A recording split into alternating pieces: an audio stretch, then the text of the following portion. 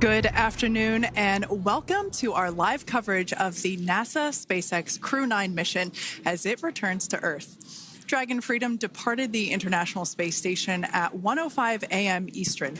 That was 10:05 p.m. Pacific time on March 17th for those of us here in California. On board Crew-9 are NASA astronauts Nick Hague, Sunny Williams, Butch Wilmore, and Roscosmos cosmonaut Alexander Gorbanov. And they are now on their way to the targeted splashdown site off the coast of Tallahassee, Florida. My name is Kate Tice, Senior Quality Systems Engineering Manager here at SpaceX. And joining me today from NASA Communications is Sandra Jones. Thanks, Kate. It's always such a pleasure to be here. Upon departing the International Space Station, Dragon underwent a sequence of departure burns. The crew then had a rest period and has since kicked off preparations for re-entry, including getting into their spacesuits and successfully performing a leak check. The next phase of the mission is when things will really start to amp up. Dragon has a series of steps to complete before returning Crew-9 home. That's right. First, Dragon will maneuver to the correct attitude and jettison its trunk, which is the cylindrical, unpressurized lower part of the spacecraft.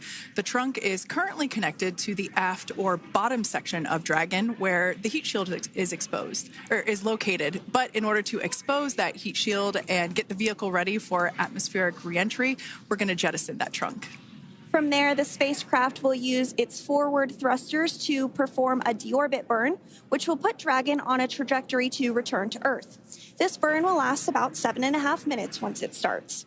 The deorbit burn uses Draco thrusters on Dragon, primarily the four located on the forward bulkhead, and is executed at the apogee, or the highest point of Earth's current orbit around the Earth.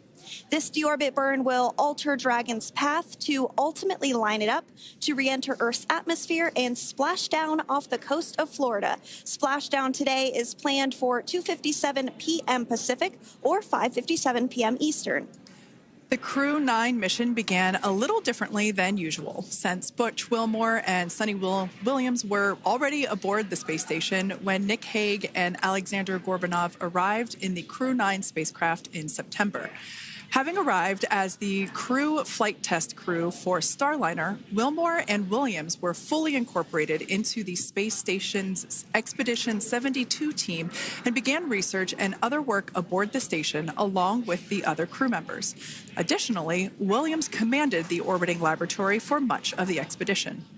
And after a successful liftoff and separation from Falcon 9, Nick and Alexander made a short flight on board Dragon to the International Space Station in September. Both veterans of long-duration station missions, both Williams and Wilmore conducted spacewalks during their 9 months in space. Having had the capacity to leave the station at any point, had there been some type of emergency, the crew members began packing for their voyage home about a week ago and worked through tasks and shared lessons learned with the newly arrived Crew-10 team, who arrived just a few days ago. For return operations such as this, NASA and SpaceX closely coordinate with the United States Coast Guard to establish a safety zone to ensure public safety and for the safety of those involved in the recovery operations, as well as the crew on board the returning spacecraft. Multiple notices are issued to mariners in advance of and during recovery operations, and Coast Guard patrol boats are deployed to discourage boaters from entering the splashdown zones. Now, we do want to stress to the public the need to respect this safety zone. Recovering a spacecraft from the water is a hazardous task, and any other boats interfering increases risk to the astronauts in Dragon, the teams working to recover them from the water, and the safety of those that come too close. So for the safety of the crew and your safety, we recommend you sit back and watch as we'll be bringing you the best possible views of our astronauts' homecoming. And they will be the best views that you can get. So let's take a minute to meet our returning crew. U.S. Space Force Colonel Nick Hague is your Crew-9 commander. He was selected by NASA as an astronaut in 2013. This was his second spaceflight to the International Space Station and third launch overall. He spent 171 days in space with Crew-9 and has a career total of 374 days in space. During his mission, he completed a spacewalk with astronaut Sunny Williams. That was his fourth spacewalk, earning him a career total of 25 hours, 56 minutes of spacewalking time. Before Crew-9, Hague previously served as a crew member of Expedition 59 and 60 back in 2019. He flew with Alexei Ovchinin and NASA's Christina Koch. So this is his second time sharing the space station with Ovchinin. The Kansas native is a test pilot of a distinguished graduate of the United States Air Force Academy. Nick spent 5 months in Iraq in support of Operation Iraqi Freedom. He voluntarily transferred from the United States Air Force to U.S. Space Force in 2021 and is an active colonel. His wife, Katie, is a retired U.S. Air Force colonel, and they have 2 sons. NASA astronaut Suni Williams is a mission specialist for Crew-9. This was her 3rd visit to the space station. She originally launched aboard Boeing Starliner spacecraft and arrived at the space station on June 6th. And it looks like we are beginning to get some views inside the spacecraft, overlooking the shoulders of the crew on board Dragon. We'll continue to bring you those views throughout the day and views throughout Splashdown this afternoon rather. But to jump back into a little bit more about Suni, she became an Expedition 71-72 crew member, and she logged 286 days in space on this mission. But she actually has a total of 608 days in space, the second most time in space by a U.S. astronaut. Former NASA astronaut Peggy Whitson ranks first for the U.S. with 675 days in space. She conducted 2 spacewalks and has completed 9 over the course of her career for a total of 62 hours and 6 minutes of spacewalking time. She ranks 4th on the list of cumulative time spacewalking by a female astronaut. And she has flown on 4 different spacecraft types, including the Space Shuttle, Soyuz, Starliner, and now Dragon. Previously, she served on Expedition 14 and 15 in 2006 and 2007, and again with Expedition 32 and 33 in 2012. She's a retired U.S. Navy captain and is a proud graduate of the U.S. Naval Academy. NASA astronaut Butch Wilmore is also serving as a mission specialist today.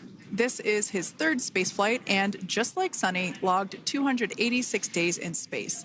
He conducted 1 spacewalk and completed 5 over the course of his career, earning him a total spacewalking time of 21 hours, 2 minutes. He's flown on 4 different spacecraft types throughout his career: the Space Shuttle, Soyuz, Starliner, and now Dragon. Previously, the Mount Juliet, Tennessee native served on STS-129 in 2009 and Expedition 41 and 42 from 2014 to 2015. Wilmore is also a retired captain in the U.S. Navy. And Alexander Gorbanov is a 3rd mission specialist serving on today's mission. Crew-9 was his very first spaceflight to the space station, earning him a total of 171 days in space over the course of his career. Gorbanov, along with Nick Hague, saw the arrival of 4 visiting vehicles and saw the departure of 4 as well. The duo orbited the Earth more than 2,700 times during their mission. Before his cosmonaut selection in 2018, Gorbanov worked as an engineer for a rocket space corporation and helped support cargo spacecraft launches from the Baikonur Cosmodrome in Kazakhstan.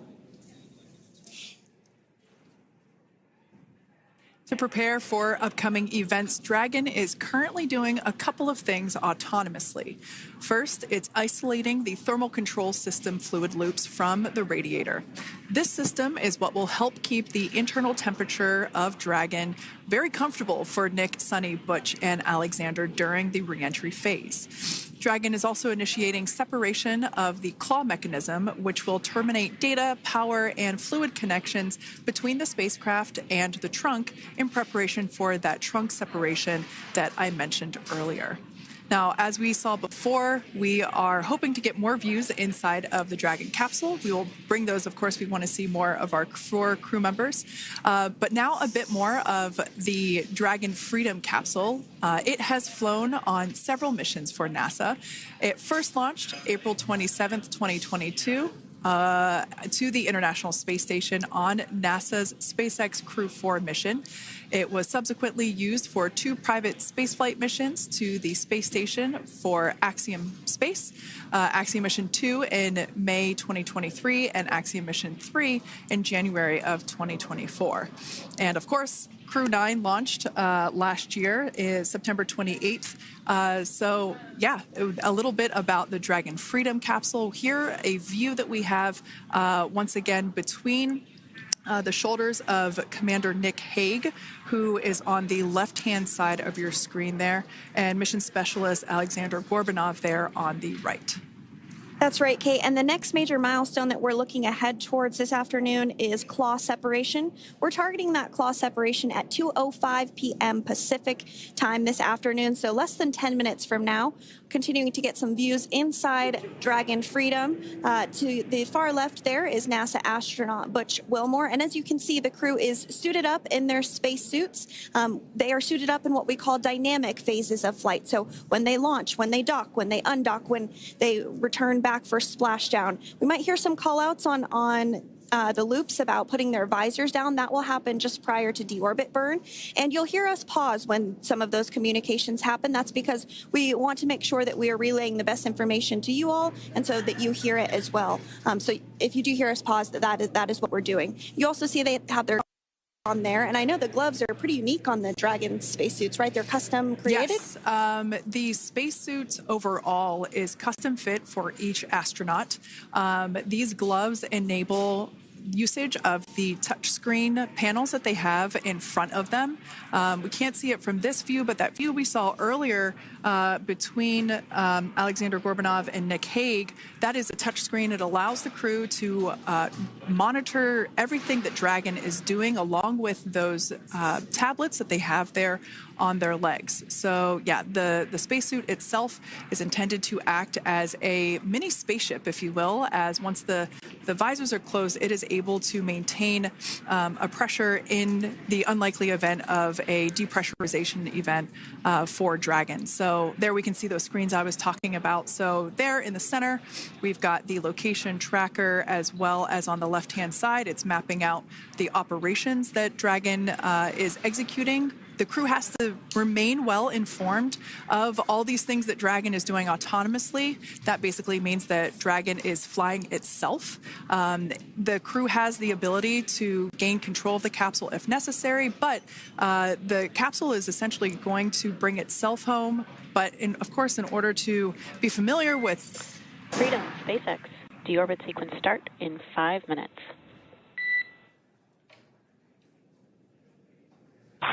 Freedom Cups. And so we did hear that call out for the deorbit sequence start to begin here in 5 minutes. That call from the ground came from the core, or Crew Operations Resource Engineer here in Hawthorne, Mission Control just behind us. And that went up to Commander Nick Hague. He's going to be doing the majority of the communications during the flight downhill today through Splashdown, and they'll be communicating with the core all along the way. Now, we did mention that they are flying on Crew Dragon Freedom. The naming of spacecraft has gone all the way back to the very beginning of this human spaceflight program. This is a nod to Alan Shepard naming his spacecraft Freedom 7 during the Mercury program. And so the crew that first flew up on Freedom a few years ago had the opportunity to name this Dragon, and they named it Freedom. That was Crew 4 that was the first flyers on this spacecraft. It's also flown for Axiom Mission 2 and 3, and then, of course, today for Crew-9 as well. Yeah, actually, fun fact about this particular capsule, of those 4 missions that Sandra just mentioned, we have seen daytime splashdowns for 2 of those. Today will mark the third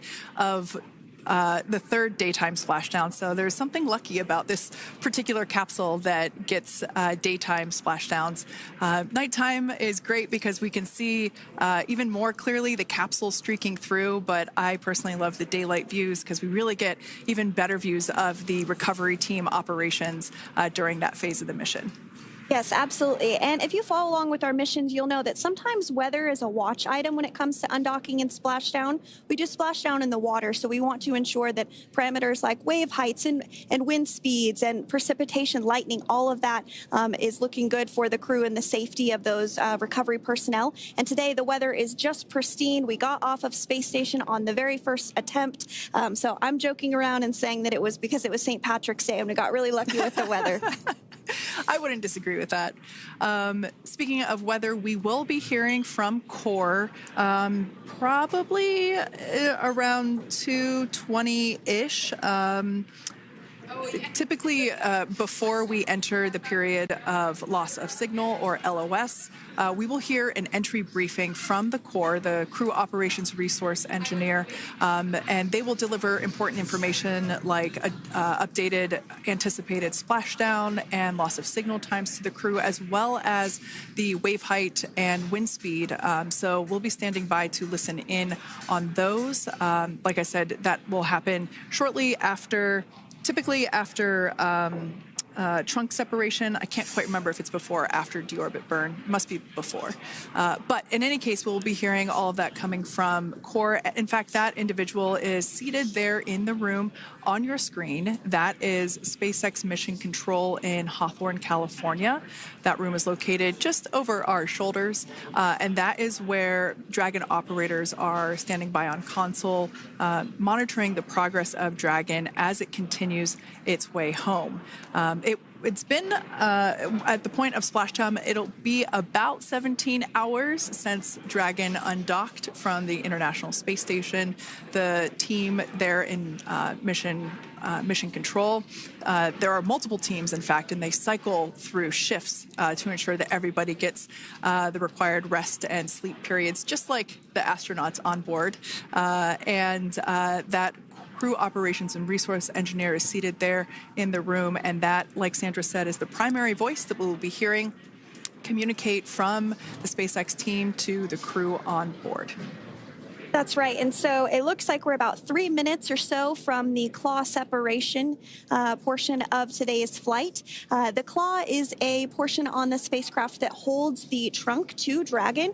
Following claw separation, we're going to jettison or remove that trunk because it's no longer needed. The trunk has solar arrays on it that provides power to the Dragon spacecraft. But now that we're beginning the reentry process, we need to go ahead and jettison that trunk and able to expose the heat shield, which is really going to do the heavy lifting as Crew-9 re-enters the Earth's atmosphere. They come in at 17,500 miles per hour, so they really need to ensure that that heat shield absorbs that heat, and there's...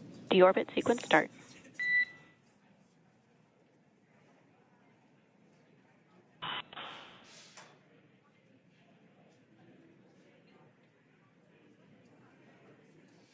And so we did just get communications there that the deorbit sequence start has begun.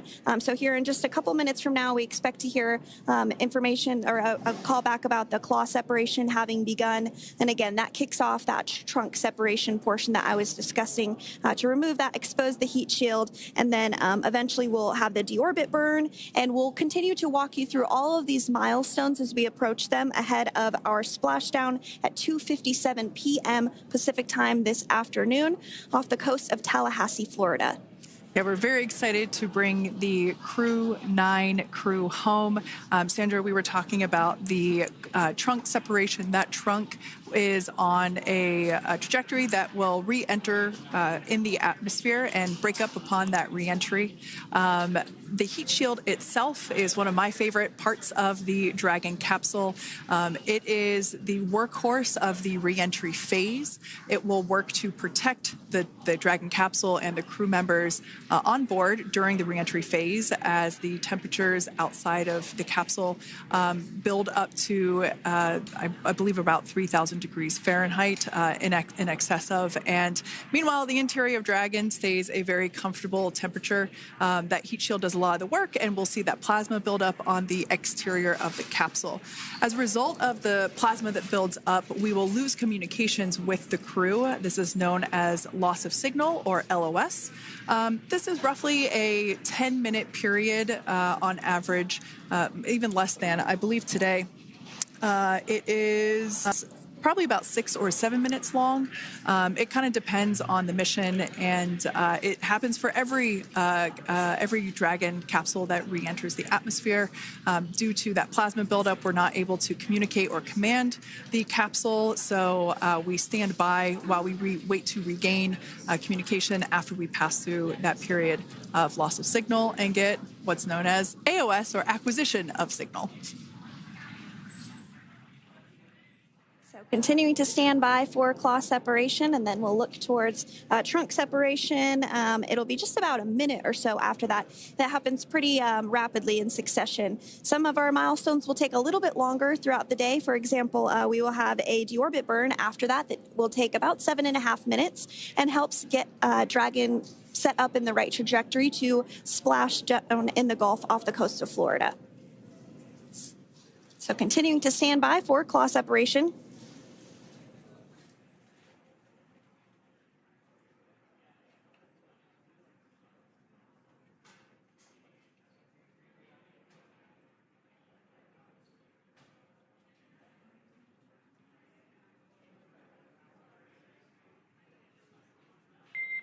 Nominal trunk jettison. All right. Freedom copies. Great news there. That trunk has been jettisoned from the Dragon capsule. So the claw was separated. That's the mechanism that connects the telemetry and power between the Dragon capsule and the trunk. In order to expose the heat shield underneath Dragon, we had to jettison that trunk, and so we just got confirmation that that has happened. So that is great news.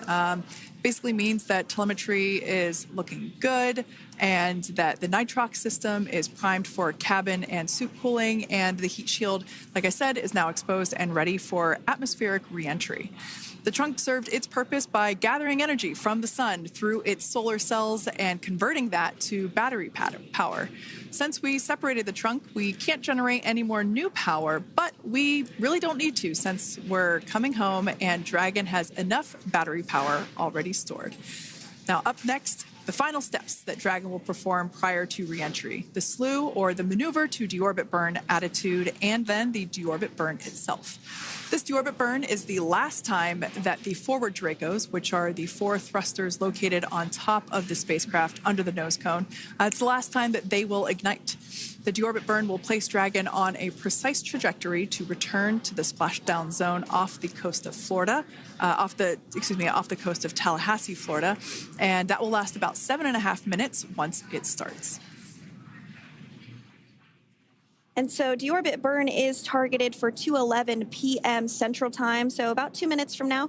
As we mentioned, it's going to last about 7.5 minutes, again, helping to get Dragon into the precise trajectory to ensure that splashdown occurs in the area that was calculated and where the recovery team is already in place, ready to support splashdown operations today. The recovery vessel Megan is the ship that is going to be utilized today, and we also have what is called fast boats that go out first to check the spacecraft and make sure everything is looking good before the recovery vessel Megan approaches. So that whole recovery process takes about an hour, I would say, from the time the crew splashes down to the time they're on the boat and the crew gets out of the capsule. And we'll continue to bring you live coverage through every step of the way today as Crew-9 returns home. Indeed. Now, let's take a little bit of a closer look at Dragon. One of the great things about being close to the space station is that we can use space station cameras to look at Dragon. But now that Dragon is on its way home, we don't have those external cameras. So here's an animation of what the capsule looks like. We've got the pressurized section, the capsule on the top, and the trunk, or the unpressurized section, on the bottom. That's where those solar panels that we manufacture in-house are located, soaking up the energy from the sun and turning it into power for the capsule. At the very top of the capsule is the nose cone. That is where the Dracos, the forward Dracos, are located. That nose cone is currently open, not closed like we saw in that animation. Once we get through the final maneuverings for the re-entry phase, we will close the nose cone capsule just before Dragon begins its atmospheric entry to protect that forward hatch there located along with those forward Dracos. So go ahead. That's right. I was going to mention that the nose cone does open shortly after launch, and it remains open the entire time that Dragon is docked to the International Space Station. So as an example for this particular spacecraft, Freedom, since September when it docked to the International Space Station, remains open that entire time, and here shortly it will close for the very first time since September. So quick recap of what Dragon has done in recent history here. We basically began preparations for re-entry known as the deorbit sequence. So Dragon released the trunk. As we said before, we separated the claw, we released the trunk. It next will slew to the deorbit burn attitude. Slew basically meaning maneuver, so it will position itself correctly to execute that deorbit burn. We want the heat shield side to be facing forward, or first, if you will. We want that to be the leading edge of the Dragon capsule, as that heat shield is meant to basically be an ablative material for the heat that it will incur. Once we complete that deorbit burn attitude slew, we will initiate the deorbit burn itself. That will last for several minutes, expecting that to be to start here any moment now, actually, and then it will go until about 2:18 p.m. Pacific time or 5:18 p.m. Eastern time. And I did hear confirmation that deorbit burn is underway. As we mentioned, it's about a 7.5-minute burn. So within the last 10 minutes, Dragon has jettisoned its trunk and initiated the deorbit burn just seconds ago. As mentioned earlier, for those operations, NASA and SpaceX closely coordinate with the United States Coast Guard to establish a safety zone to ensure public safety and for the safety of those involved in the recovery operations, as well as the crew on board the returning spacecraft. Multiple notices are issued to the mariners in advance of and during recovery operations, and Coast Guard patrol boats are deployed to discourage boaters from entering the splashdown zones. So we do want to stress to the public the need to respect this safety zone. Recovering a spacecraft from the water is a hazardous operation, and any other boats interfering increases the risk to not only the astronauts in Dragon, but the teams working to recover them from the water and the safety of those that may come too close. So for the safety of the crew, which you see there on your screen, your safety, we recommend you sit back and watch as we'll continue to bring you the best possible views of our astronauts' homecoming. Yeah, as I mentioned earlier, this deorbit burn is the last time that we will utilize our 4 forward Draco thrusters. Forward basically meaning at the top of the Dragon capsule. Dragon Freedom has not yet entered the Earth's atmosphere. This deorbit burn is what will line the vehicle up and put it on its final trajectory to the landing site right off the coast of Tallahassee, Florida. So basically, it is the last burn that the Dragon spacecraft executes and is what really locks it in for that precise landing. As you can see on your screen right now, Nick, Sunny, Butch, and Alexander are using their screens to keep tabs on the burn duration, the Draco firings, and trajectory details such as entry angle, spacecraft perigee, and how much distance remains until deorbit burn termination. As I mentioned earlier, Dragon is flying itself. So all the crew has to do is stay strapped into their seats and keep tabs on things. Although I must say, if I had one of those window seats, it would be pretty difficult to restrain myself. Now, with Nick, Sunny, Butch, and Alexander ready to deorbit and splash down back on Earth, they will be heading to one of 8 targeted sites supported by SpaceX and NASA. All of these sites are located off the coast of Florida, either in the Gulf of America or the Atlantic Ocean. Spreading the supported sites across multiple locations helps maximize the return opportunities for this mission and future crews, lowering the chance that we'll have to wave off due to bad weather. For those of you following along, you'll know that today's splashdown marks our final Dragon recovery on the East Coast. After 6 great years of successful recovery operations off the East Coast, we'll be moving all Dragon recovery operations back to the West Coast. And as always, NASA and SpaceX jointly select our splashdown location. And for today, the prime recovery site is off the coast of Tallahassee, Florida. The selection process works with a lot of different variables, including the space station's orbital trajectory or path that it follows, what landing sites are available and have favorable weather, how much free flight capability Dragon has for the trip home, and the sleep schedules for the returning crew members, as well as, of course, the big one, the weather. We'll start with calculating daily return options based off of the space station's current orbit and Dragon's capabilities to maneuver and line up for re-entry.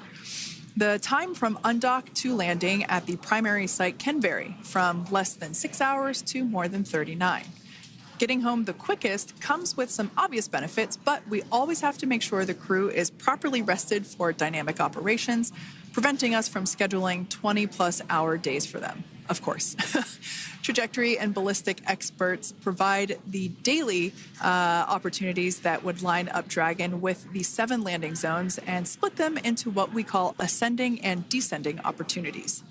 Dragon uses its Draco thrusters after leaving station to execute a series of altitude-lowering maneuvers and to line up with the selected primary site. It can also change to different alternative sites while in a free flight if sudden weather moves in that we may need to avoid. So, as we mentioned, weather is something we're constantly looking at, making the final call to proceed about 2.5 hours before the crew undocks. So, for the Crew-9 return, we looked at a number of weather items. Some of the obvious ones are no rain or a chance of lightning in the recovery zone, both for the safety of the crew inside Dragon and the recovery teams in the water. And we're also looking for wind speeds to be less than 15 feet per second, or about 10 miles per hour, and relatively calm seas so that we can safely execute recovery operations, which includes landing a helicopter on the recovery ship to fly Nick, Sunny, Butch, and Alexander back to Florida. Once Dragon began flying today, we had a number of additional checkpoints to either proceed towards the primary site, head to the alternate, or select a new zone based on real-time weather data. These checks happened all the way up until we were in the final hours before the deorbit burn, which has just about a minute or so left in it. And this is the last burn in the trip home that commits Dragon to re-entering the Earth's atmosphere. Now, we are currently waiting to conclude the deorbit burn. We've got less than a minute until that finishes. We will expect to hear a call out for nominal burn, which will confirm completion of that deorbit burn for Dragon Freedom. We can see images there from the touchscreen display panels that the crew utilizes in flight. We can see the visualization of exactly which one of the 4 forward Draco thrusters are firing. That's why you have kind of like a strobe effect there.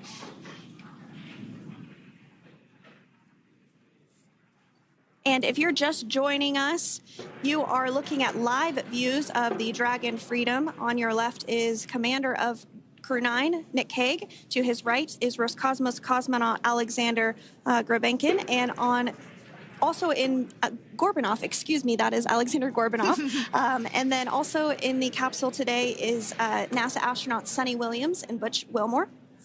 We're awaiting confirmation that their deorbit burn is complete, which is the last burn that's going to help set them up on a trajectory to Splashdown off the coast of Florida. Deorbit burn complete. Performance nominal. Nose cone closure initiated. Freedom copies. All right, excellent news there. We heard the words we were looking for, nominal burn. So that means that deorbit burn was successful and nominal, meaning as expected. And we're now beginning to close the nose cone in preparation for atmospheric reentry. So in the background, Dragon is currently inhibiting those forward bulkhead Draco thrusters that we just used to complete the deorbit burn, ensuring it's safe to latch the nose cone shut for re-entry. Also, the vehicle has initiated the nitrox suit purge, which will help keep Nick, Sunny, Butch, and Alexander cool and comfortable during re-entry, which is coming up in about 20 minutes from now.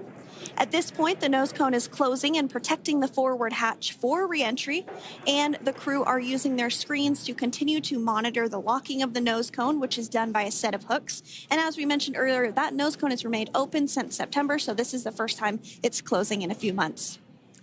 Yeah, that's absolutely right. Now, we will be expecting, as I mentioned before, an entry brief from SpaceX Core. Again, that's the crew operations resource engineer who is seated in that room that you see there on your screen.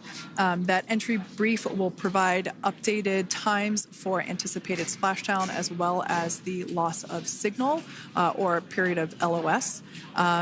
That briefing will also give us information such as wind speed and wave height at the expected splashdown location. But all in all, everything has been great today. All events have been executed on time as expected, and we are looking forward to a splashdown of the Crew-9 crew at about 5:57 p.m. Eastern Time or 2:57 p.m. Pacific Time. Between now and then, things are going to start moving quite quickly. In fact, if anything, this will have seemed like the slower part of the reentry phase.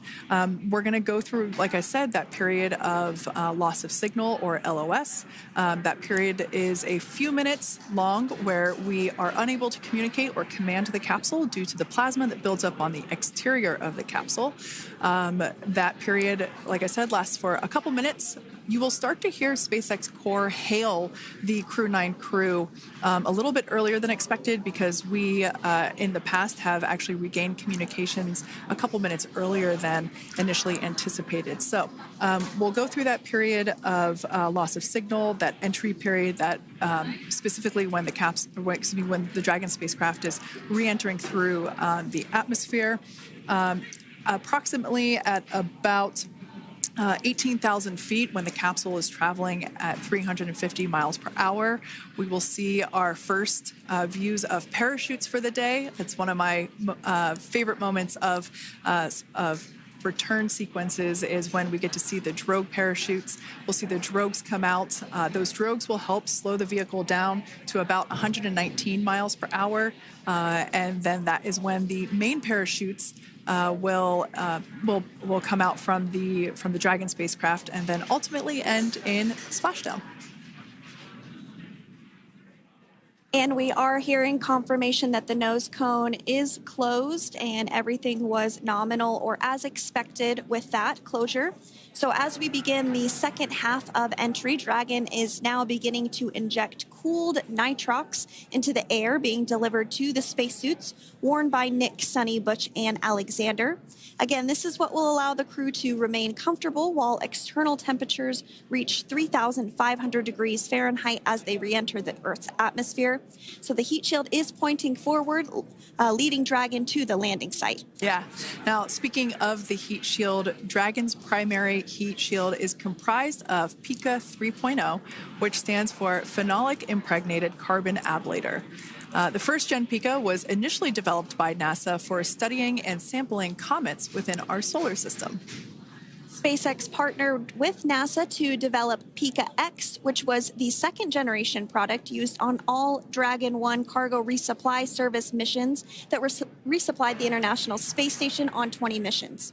PICA 3.0 was developed specifically for use on Dragon 2 crew and cargo, with enhanced structural and thermal capabilities that allowed the heat shield to be even more effective in the way that it utilized the ability to make that heat ablevate as it goes through the Earth's atmosphere.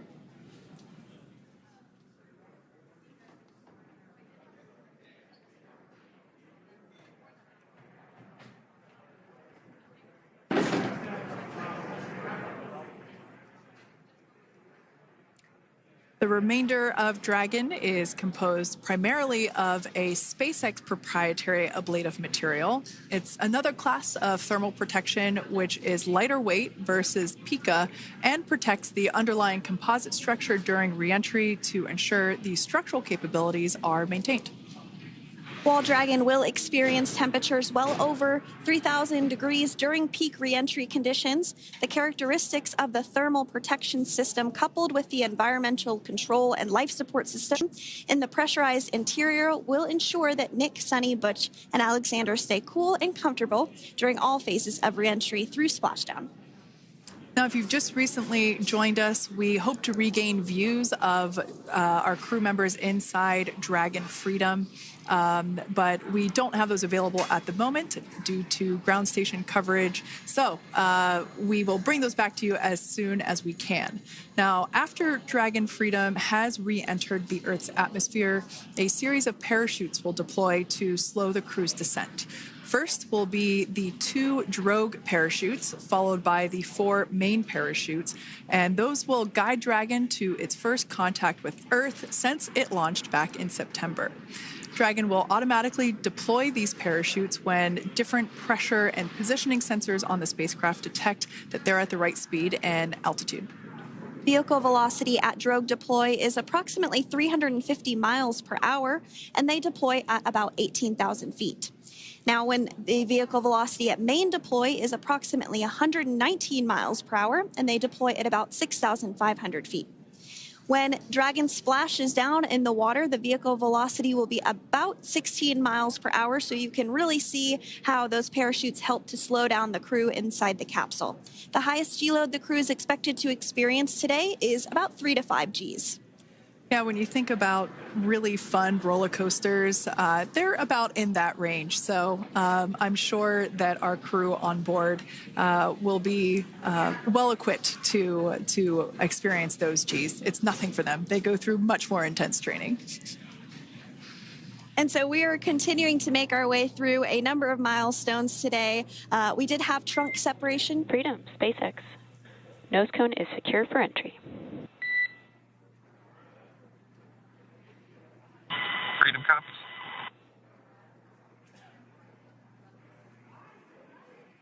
All right, great news there. That tells us that the final physical configuration change for Dragon is complete. We have closed that nose cone. This is the last physical change that Dragon undergoes prior to re-entering the Earth's atmosphere.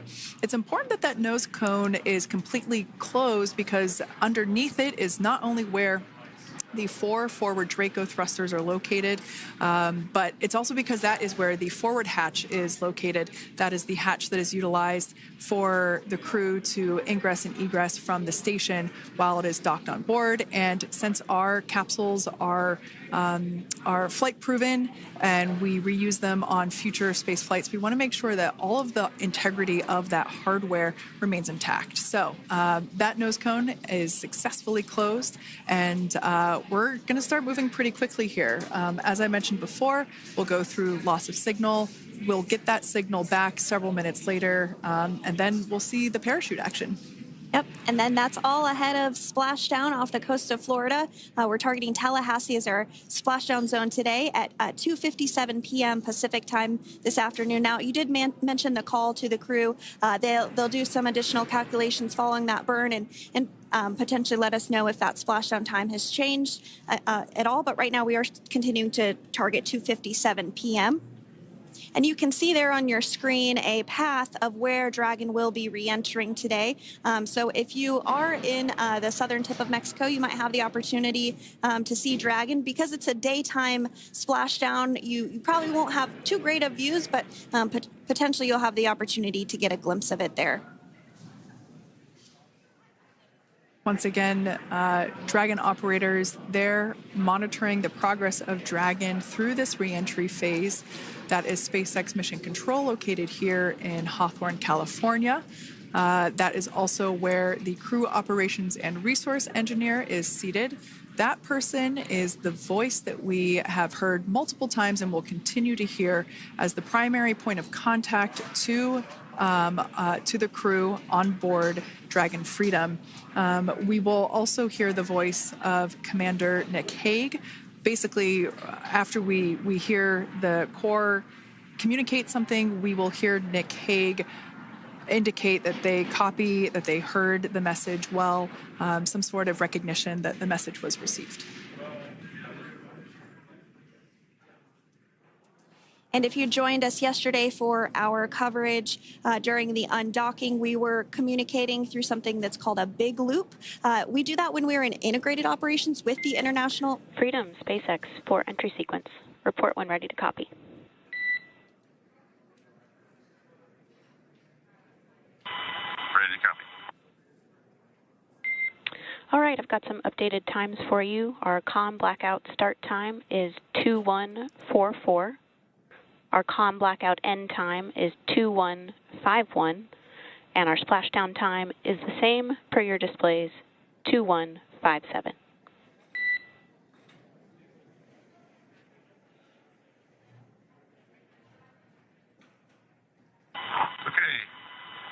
understand. Com blackout start 2144, stop 2151, splashdown per display. That's a good readback. And with that, please report when tablets are secured behind the elastic bands, restraints are tight, and visors are down.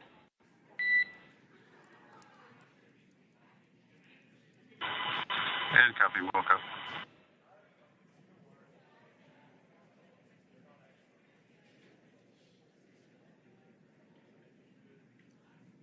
And with that communication from the Corps or Crew Operations Resource Engineer here in Hawthorne to Commander Nick Hague of Crew Dragon Freedom, we did hear that the loss of signal period is still at 2:44 p.m. Pacific, but we had a 1-minute adjustment to the acquisition of signal. That's going to now be at 2:51 p.m. Pacific time. However, our splashdown time remains the same at 2:57 p.m. Pacific time this afternoon off the coast of Tallahassee, Florida. So all good news there as Dragon continues to make its way home with the Crew-9 crew. As we've mentioned before, we are splashing down on the Gulf Coast. We have ability to splash down on either side of Florida, but the location site just outside of Tallahassee, Florida is the site that was selected today due to best recovery conditions. And as Sandra mentioned before, weather is always a watch item, but everything is looking great for that particular recovery location. So I'm sure once we start getting views from the recovery vessel, I have a feeling it's going to be a pretty beautiful afternoon. And we did mention that, of course, this is a daylight splashdown, so we should be getting some great views. We do have a couple of spacecraft called the WB-57, which are high-altitude planes that NASA utilizes during splashdown operations. Those are en route and going to be tracking the capsule as it makes its way through the atmosphere and should be providing some good views for us. Kate and I were just chatting about how we haven't had a daytime splashdown in a little while, so we're looking forward to the views along with you. Yeah. Nighttime views are also great because we can see that capsule streaking through the night sky quite brightly. So like Sandra, you said earlier, daylight will be a little bit less bright, but we will definitely be able to see the SpaceX recovery team operations much clearer.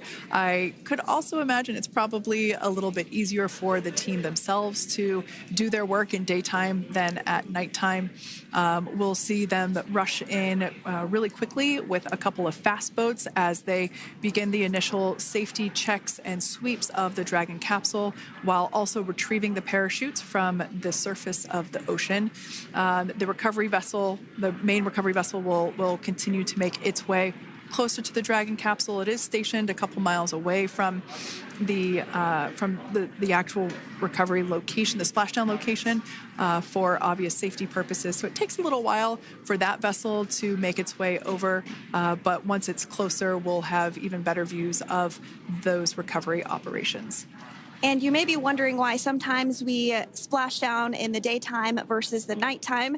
And believe me, we would all love for these operations to happen during regular daytime working hours. But unfortunately, orbital mechanics just doesn't quite work out that way. So it has to deal with the location of the International Space Station, as well as where the splashdown zone is on Earth and that trajectory, as well as the phasing. So as we mentioned earlier, sometimes we have phasing as short as 6 hours, sometimes in excess of 30 plus hours. It just depends on where the targeted area is that the capsule is going to splash down. So today's phasing has been 17 hours since undocking occurred at 10:05 p.m. Pacific yesterday evening for us here in Hawthorne.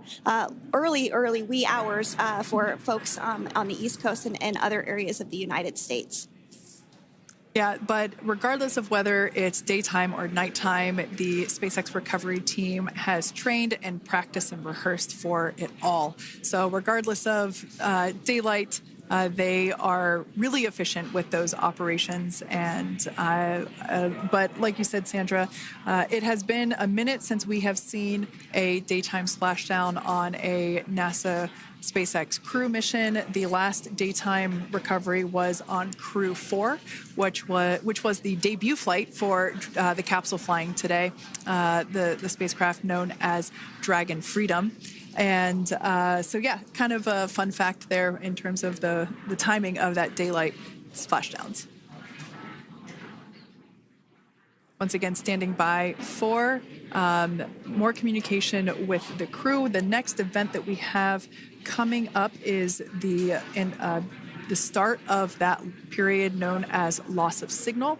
That is the period still expected at 2:44 p.m. Pacific time.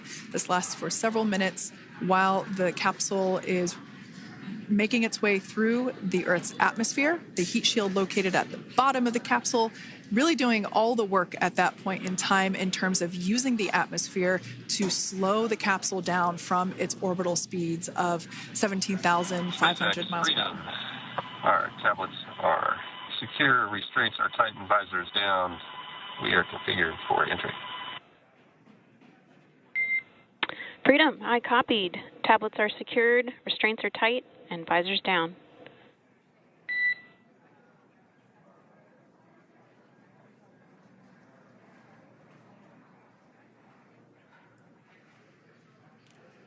All right, great news there in terms of continuing to make progress. That back and forth communication we heard was just letting Core know that per their instructions, Crew-9 has now put away everything that was necessary in order to begin the re-entry, including those tablets that were located on their legs. Those are now stowed away. They've tightened that safety harness that we see there, and the visors are now down. So with all that being said, let's take a minute to meet our returning crew. U.S. Space Force Colonel Nick Hague is your Crew-9 commander. He was selected by NASA as an astronaut in 2013. This was his second spaceflight to the International Space Station and third launch overall. He spent 171 days in space with Crew-9 and has a career total of 374 days in space. During his mission, he completed a spacewalk with astronaut Suni Williams. That was his fourth spacewalk, earning him a career total of 25 hours, 56 minutes of spacewalking time. Before Crew-9, Hague previously served as a crew member of Expedition 59 and 60 back in 2019. He flew with Alexei Ovchinin and NASA's Christina Cook. So this is his second time sharing the space station with Ovchinin. The Kansas native is a test pilot and distinguished graduate of the United States Air Force Academy. Nick spent 5 months in Iraq in support of Operation Iraqi Freedom. He voluntarily transferred from the United States Air Force to U.S. Space Force in 2021 and is an active colonel. His wife, Katie, is a retired U.S. Air Force colonel, and they have 2 sons. NASA astronaut Suni Williams is a mission specialist for Crew-9. This was her third visit to the International Space Station. She originally launched aboard Boeing Starliner spacecraft and arrived at the space station on June 6th. Following the agency's decision to return Starliner uncrewed, she became an Expedition 71 and 72 crew member, where she logged 286 days in space on this mission. But Suni has a total of 608 days in space, the second most time in space by a U.S. astronaut. 5 minutes until predicted comm blackout. We'll see you on the other side at 21:51.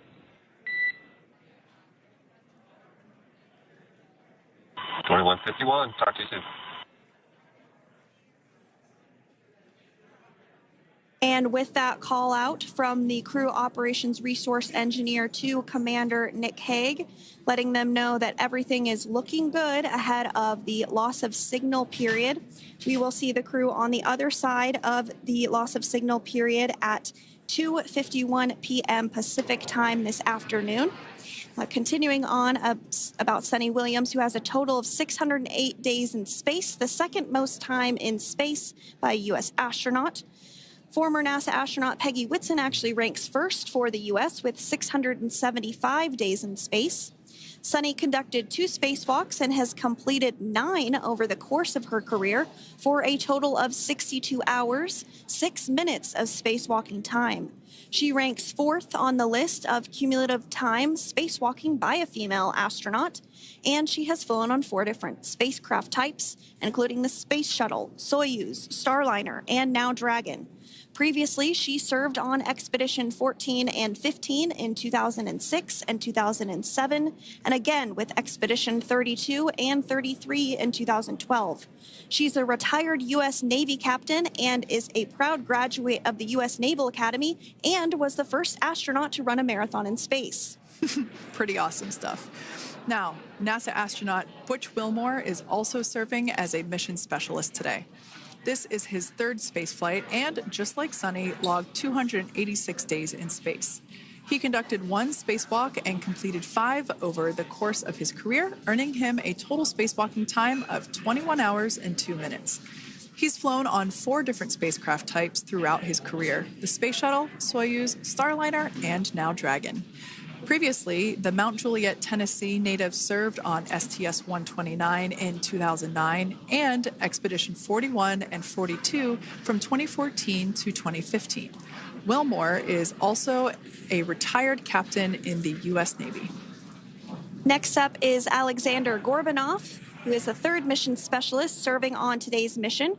Crew-9 was his first space flight to the space station, earning him a total of 171 days in space over the course of his career.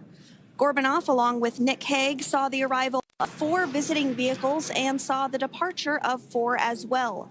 The duo orbited the Earth more than 2,700 times since September. Before his cosmonaut selection in 2018, Gorbanov worked as an engineer for a rocket space corporation and helped support cargo spacecraft launches from the Baikonur Cosmodrome in Kazakhstan.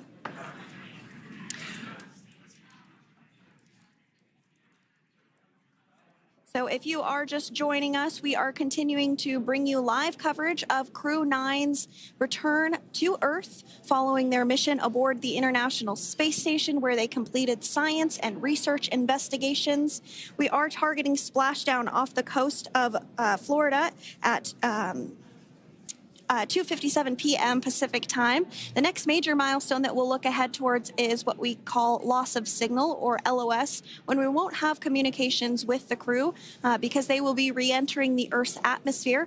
And during this process, there is plasma that builds up around that heat shield, so we are not able to communicate with the crew, but we are anticipating to regain communications with the crew at a short time from now at 2:51 p.m. Pacific time today.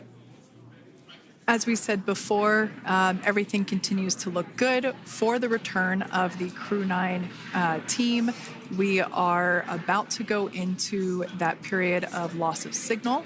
Once we get views of the crew inside the capsule, once again, we will be sure to bring those to you. But that period of time is when plasma is building up on the exterior of the capsule, generating heat in excess of 3,500 degrees Fahrenheit. So we are unable to communicate or command the spacecraft at that time.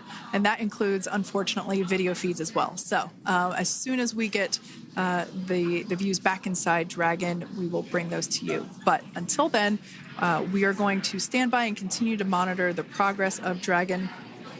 Like Sandra just said, we are anticipating the blackout period to begin at 2:51 p.m. Pacific time, 5:51 p.m. Eastern time. This will last for several minutes. It's not super exact, even though we are predicting acquisition of signal, or AOS, to come back at 5:51 p.m. Eastern time. In the past, we have regained communication sometimes a little bit earlier than that, so we'll probably start to hear Core begin to hail Crew Dragon a minute or two prior to that anticipated acquisition of signal.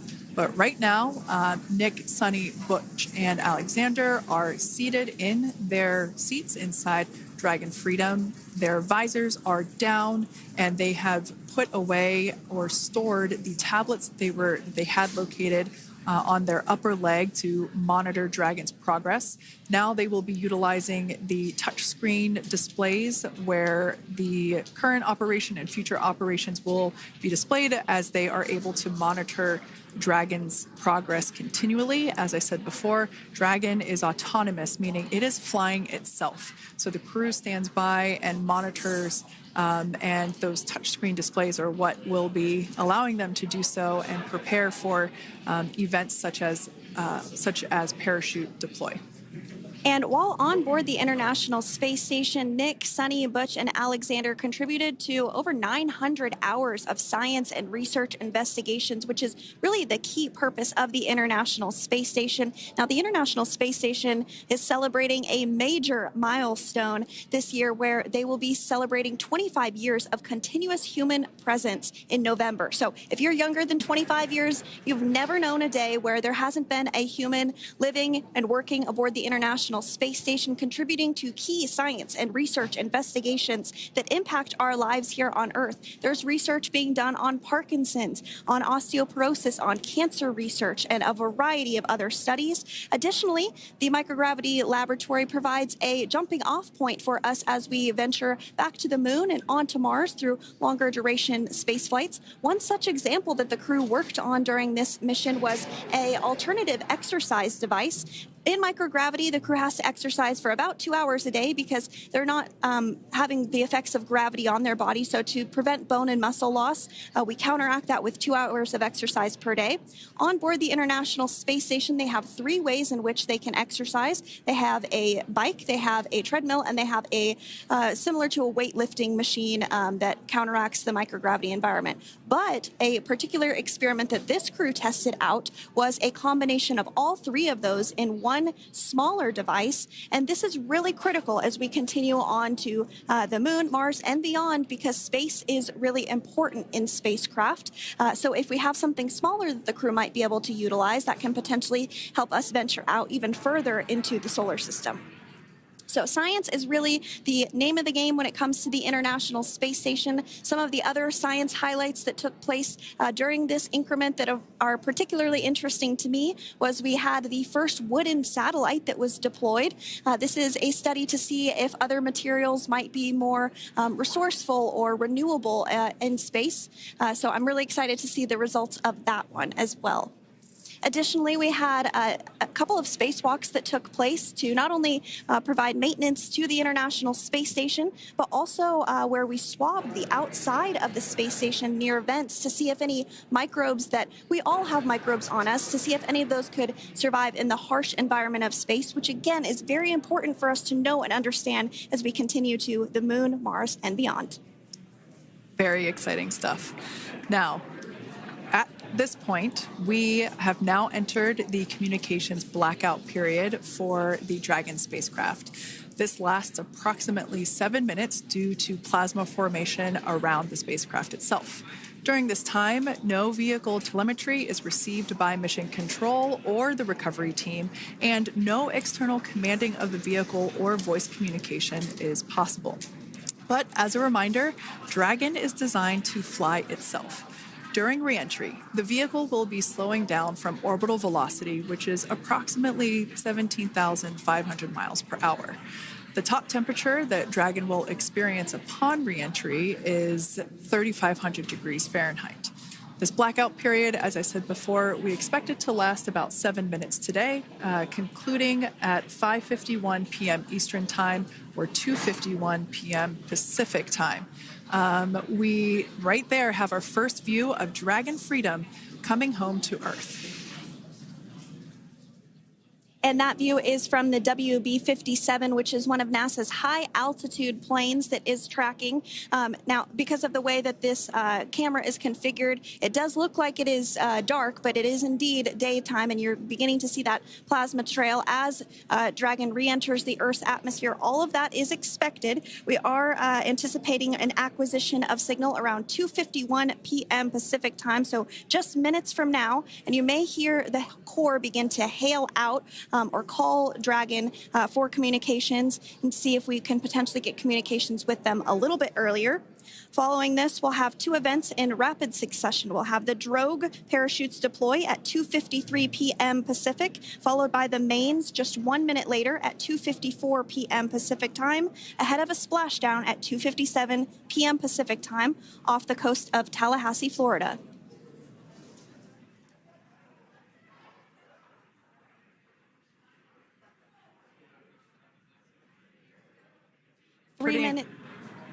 Pretty incredible views of the Dragon spacecraft making its way home back to planet Earth with the Crew-9 astronauts on board. Once again, this view is coming from the WB-57 plane. That heat shield we can see doing magnificent work as it works to... Freedom, SpaceX, comm check.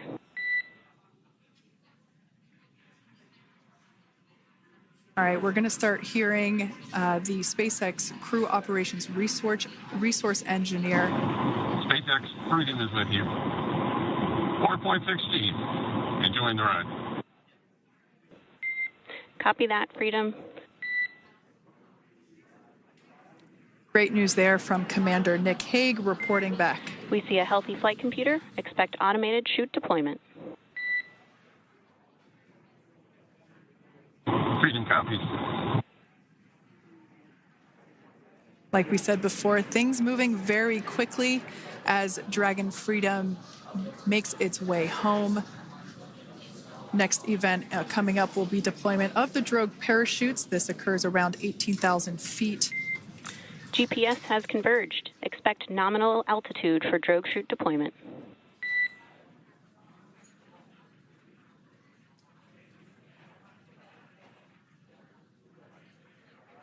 We're about 2 minutes away from deployment of those drogue parachutes. Now the heat shield is continuing to work to slow the vehicle down. That entry period, the Dragon spacecraft went from orbital velocity about 17,500 miles per hour down to about 350 miles per hour. So it really gives you a sense of why that plasma builds up on the exterior of the capsule, thanks to the heat shield and the work that it does. Those drogue parachutes will slow it down from 350 to about 119 miles per hour. We can see 15 kilometers. Brace for drogue window. We can see seat rotation happening inside the capsule. Great to get those first views of our crew members. Once again, the capsules are going about 350 miles per hour when the drogues are deployed. Those drogue parachutes that we manufacture here in-house are going to slow the spacecraft down to 119 miles per hour. And that is when we will see the main parachutes deploy, and that occurs about 6,000 feet above the ocean's surface. And we are expecting drogue deployment at 2:53 p.m. Pacific, so we should see it any second now. And there you are getting a great view of Crew-9 inside Dragon Freedom as it returns back to Earth. We are awaiting the drogue deploys. This view coming from the WB-57 high-altitude plane. And there you see it on your screen, drogue deployment. Drogue descent rate nominal. You can hear the crowd here. Visual on 2 healthy drogues. The crowd here very excited as Dragon Freedom continues to make its way back to planet Earth.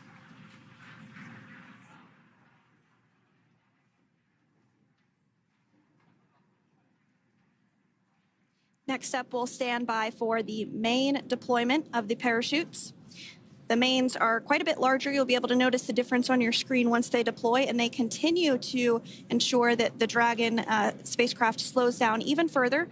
As we mentioned, Freedom will be traveling 16 miles per hour when it splashes down off the coast of Tallahassee, Florida, here at 2:57 p.m. Pacific time this afternoon. And there we go. We have visual on 4 healthy mains. That view was from inside. Freedom copy. That view was from inside one of the buckets where the parachutes are located. So we see a great view there of the reefing on those parachutes. And as those main parachutes begin to inflate fully, 4 beautiful, healthy mains. Now awaiting visuals of Splashdown. Freedom, 1,000. We'll start to hear Commander Nick Hague. Copy, 1,000. As we heard right there, Commander Nick Hague will be calling out the altitude of the Dragon capsule from here on out. Landing in water is simpler and provides more margin against unlikely parachute issues. You can see those parachutes continuing to slow the Dragon capsule down. And if you're just joining us, you're looking at 800 meters. a live view of Crew-9, just minutes away from splashing down off the coast of Tallahassee, Florida. Splashdown 2 minutes from now at 2:57 p.m. Pacific. We do have 4 healthy mains really doing the job there. Just breathtaking views of a calm, glass-like ocean off the coast of Tallahassee, Florida. Crew-9 just minutes away from splashing down. This is really such an incredible shot. Copy, 600. That was a live view from our recovery vessel, Megan, which is stationed a couple miles away from the splashdown site. We can see the crew there using their restraints as resting places for their arms. They were just in space moments ago, so their arms were able to float freely. 400 meters. This is a gorgeous bluebird day here that we have for the splashdown of Crew-9. It's incredible to think that the Dragon capsule just minutes ago was going over 17,000 miles per hour and now gently coasting to a soft splashdown. 200. Copy, 200 meters. Brace for splashdown.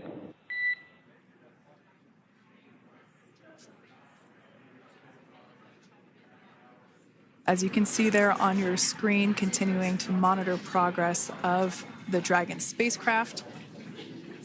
And we're going to stand by for splashdown, located in the Gulf of America, off the coast of Tallahassee, Florida.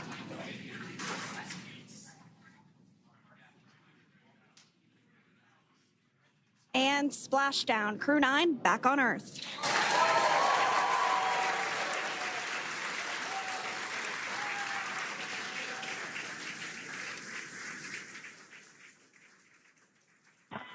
And SpaceX Freedom, splashdown. Good main release. Copy, splashdown. We see main chutes cut. Nick, Alex, Butch, Sunny, on behalf of SpaceX, welcome home.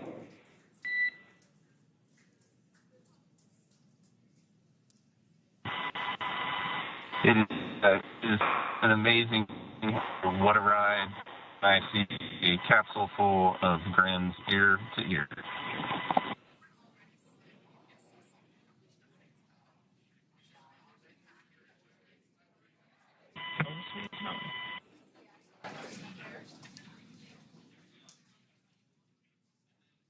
And as you can see on your screen, we have visual confirmation of splashdown.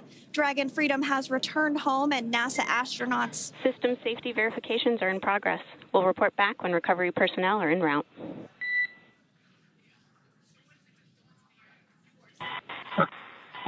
Understand. And we're in section 2, 4.800 landing response. And looking for your words if it is necessary.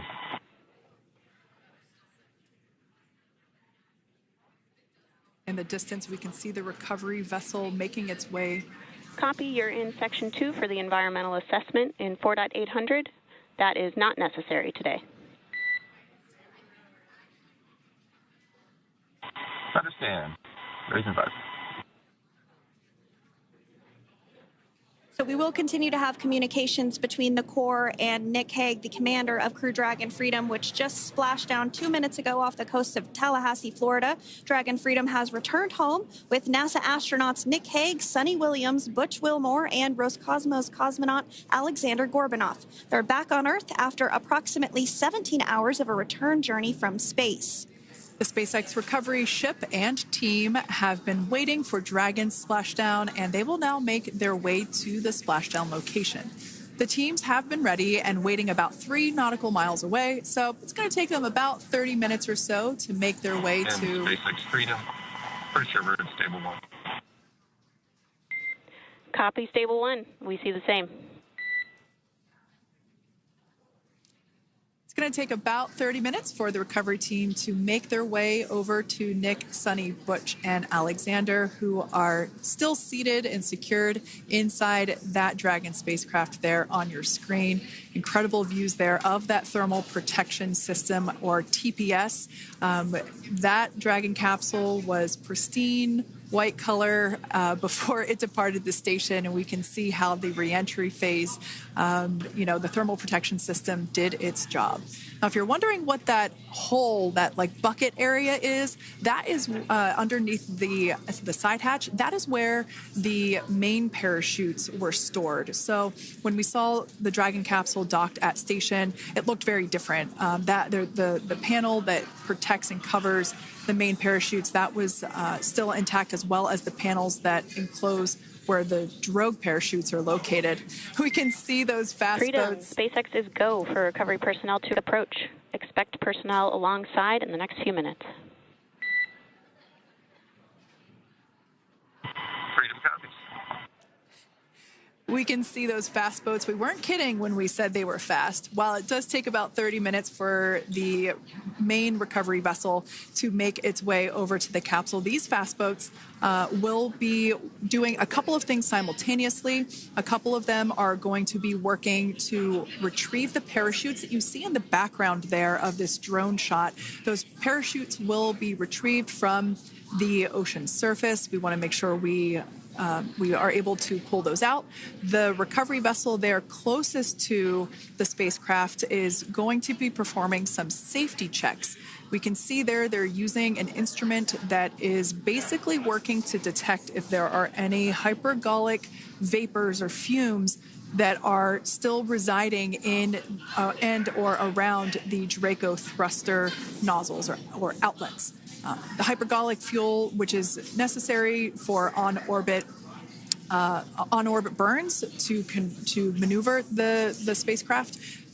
Unfortunately, those hypergolics are unable to be breathed. They are toxic, and so this team here is doing those initial safety checks to make sure that it is safe for the rest of the recovery team to approach the spacecraft. They're also checking to make sure that any residuals from the pyros are safe and are not going to cause any issues. We can see the team working their way around the spacecraft to do these these sniff tests on all of those Draco thrusters. And as we continue to await the recovery of our Dragon spacecraft with NASA astronauts Nick Hague, Sunny Williams, Butch Wilmore, and Roscosmos cosmonaut Alexander Gorbanov inside, Dragon has autonomously completed several steps to safe itself following splashdown. We are continuing to see Dragon in what is known as stable 1 configuration. That's kind of the ideal configuration following splashdown. It's upright, and the Dragon capsule is in the right configuration for it to be hoisted into the recovery vessel Megan, which you do see a little ways off in your screen approaching. Dragon will continue to remain live on air with you through that recovery process, all the way through the point where the crew is extracted from the Dragon spacecraft. Now, if you are just joining us, the mission has gone smoothly so far. Dragon successfully splashed down off the coast of Tallahassee, Florida at 2:57 p.m. Pacific, 5:57 p.m. Eastern Time this afternoon. Approximately 17 hours prior to splashdown, Dragon autonomously undocked from the International Space Station, completed a series of departure burns, jettisoned its trunk section, and performed its final burn, the deorbit burn. This placed the Dragon spacecraft on a trajectory toward Tallahassee, Florida. Dragon successfully re-entered the Earth's atmosphere, followed by deployment of its parachutes to slow the spacecraft down to a gentle splashdown. We're now going to follow the Freedom. Hypergol sweeps and unfired ordnance checks are nominal. Rigging is in progress. Approximately 25 minutes until capsule lift. stand by for PMC with SpaceX flight surgeon. Copy. And so what we did just hear there was communications that those hypergol checks were complete. They didn't find any of that upon those checks, so we'll continue to move through the timeline. Next up is a process called rigging, which you see happening right now on your screen. This is when a SpaceX recovery personnel actually works to climb aboard the capsule and work through procedures ahead of lifting onto the nest of the recovery vessel Megan. We heard it's going to be about 25 minutes or so until that lift actually takes place.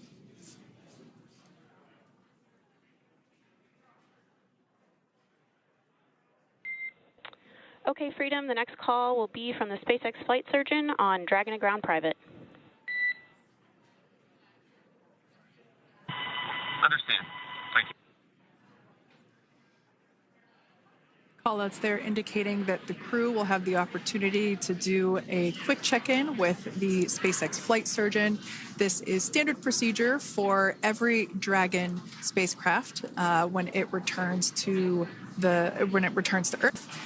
It's just an initial check-in, make sure everybody is doing okay. They will also have another check-in with the flight surgeon once they are on board that recovery vessel that you see there in the background. We can now see that SpaceX recovery team member they're on top of the Dragon spacecraft. They are going to be working to install plugs in the Draco thrusters to ensure that none of those, and to ensure that no more hypergolic fumes or vapors come out from the spacecraft. They'll also place harnessing around the spacecraft that are required in order to lift it out of the water.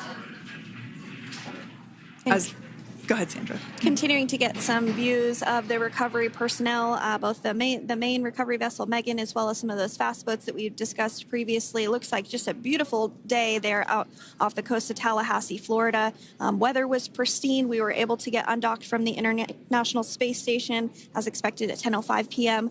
Pacific time yesterday evening, and Crew Dragon has since completed steps ahead of its splashdown at 2:57 p.m. Pacific, and we're now stepping through procedures to get Dragon hoisted up onto the Megan recovery vessel and get the crew extracted out of the spacecraft. And you did see some of the parachutes that were near the spacecraft. Upon detection of landing, Dragon automatically releases those main parachutes to prevent wind from pulling the spacecraft. Dragon then automatically safes any pyrotechnics that may still be present on the vehicle and may automatically perform additional minor system reconfigurations. The astronauts will remain seated and in their suits at this point, but the onboard air conditioning keeps things temperature controlled inside the spacecraft so the crew remains comfortable, and the communication systems. Freedom, SpaceX, ComCheck. SpaceX, this is Freedom. We loud and clear. Copy that, Freedom. Have you loud and clear as well, and Dragon to Ground is no longer private. Understand, thank you. As we saw there on the screen, we have a couple of fast boats in the recovery fleet that have quickly moved into the splashdown location. They are being followed by one of the main recovery vessels, which will move into position upwind of the spacecraft. The two fast boats have very specific roles. Excuse me. The first approach is focused on immediate safety inspection, as we saw. They do this for spacecraft integrity and checking for any presence of those hypergolic propellant vapors. And this ensures that it is safe for the recovery vessel to approach Dragon. Once Dragon is cleared for full approach, as we heard is the case today, the team begins rigging the spacecraft for water recovery by the recovery ship. The second fast boat is responsible for parachute recovery and also serves as a redundant boat to the first one that makes the initial approach to the Dragon spacecraft. As we saw a little bit earlier, we were also able to see one of the recovery team members get on a jet ski to help gather up the parachutes that were automatically detached from the Dragon spacecraft upon splashdown. And it will take a little over 10 minutes for the recovery crew to complete their safety checks. Once complete, the team will begin preparing Dragon to be lifted. And as you see, they are preparing for that to take place at this point. As part of the preparation for this lift, one member of the recovery team has climbed on top of the spacecraft already so they can attach Dragon's hoist rings and connect to the lifting lines. It will take us less than an hour to raise Dragon to the recovery boat and remove the crew from the spacecraft. After medical checkouts, the crew will return to land within 4 hours by helicopter. And if no additional medical assistance is needed, the crew will board a waiting NASA plane and depart for Houston.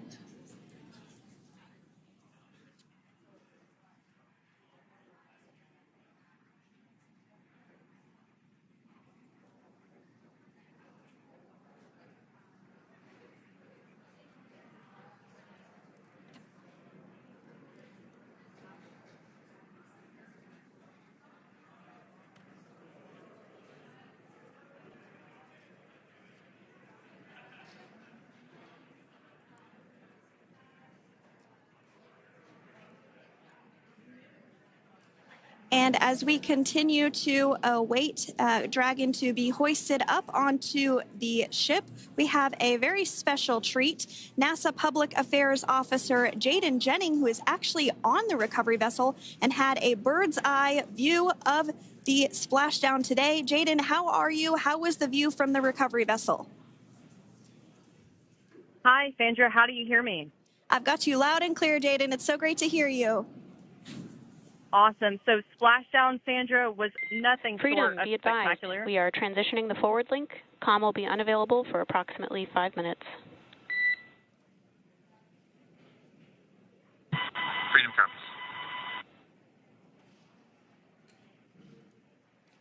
Thanks so much, Jaden. We did just have some communications letting us know that we'll have about a 5-minute period where we won't be able to hear from the crew. So please go ahead, tell us, how was the view from the recovery vessel? Absolutely. Yeah, I was mentioning earlier, Splashdown was nothing short of spectacular. And we were stationed about 1.5 nautical miles away from the splashdown zone and had great visuals here on the recovery vessel Megan. We actually saw a little of the smoke trail as the spacecraft was coming in, and then moments later we spotted those drogue chutes, and this was quickly followed by 4 healthy white and orange main parachutes. We then tracked Dragon all the way down as it slowly propelled into the ocean. And I think I speak for all of us on the ship when I say a new core memory was made today, and we are looking forward to having Crew-9 on board with us a little later. Jaden, that is amazing. Now, obviously, we are watching it here on camera, and the landing conditions look pretty good, but how was it from your perspective? What is the sea state out there? Absolutely. Absolutely. So we've had optimal conditions for splashdown, and today it is sunny and 63 degrees outside right now with clear skies, light winds, and calm seas. The sea looks absolutely beautiful right now, and light blue with the sun reflecting from it. And, Kay, I think the crew's going to like what they feel weather-wise on this picture-perfect day for splashdown off the coast of Tallahassee. Thanks so much, Jaden. It certainly looks like a beautiful day. Can you tell us a little bit about the journey of the recovery forces to get to this point? Sure. So one unique aspect of this recovery was the onboard training on station conducted for Butch and Sunny to ensure they were ready to return on a Dragon spacecraft. That training covered all aspects of their return, including nominal and contingency departures, deorbit burns, splashdown, and post-landing ops, which is what this team is preparing for now. As for the recovery teams themselves, we started the day taking a series of helicopters out to the vessel. And as standard, the recovery director and crew support teams were on that first helicopter out and took the time to get everything prepared on the ship. About 2 hours before splashdown, they deployed those fast boats and jet skis into the water. I was actually on the second helicopter out, and we were on the vessel about an hour and a half before splashdown and landed on top of the helicopter pad on the Megan. And the teams have been working diligently across their respective disciplines this week, executing what can only be described, in my point of view, as a logistical masterpiece, just ensuring every detail has been in place for Crew-9's return. That is such great news. I'm so glad that you're able there to experience it in person. Now, can you tell us a little bit about what's next to retrieve the crew for the recovery personnel on board? Yeah, Kate. So coming up next, Dragon will be hoisted into the on-deck translation system, or the nest, at the aft end of the ship, and then will be translated pretty quickly towards that egress platform. We'll perform another series of safety checks as final precautionary measures just to make sure there are no hypergolic vapors present before opening that side hatch. And then once that side hatch of the spacecraft is open, the crew will be assisted out of the capsule one by one from NASA and SpaceX. Freedom, SpaceX, ComCheck. Freedom's got you loud and clear. Thanks, Nick. I've got you loud and clear as well. We have completed our forward link transition.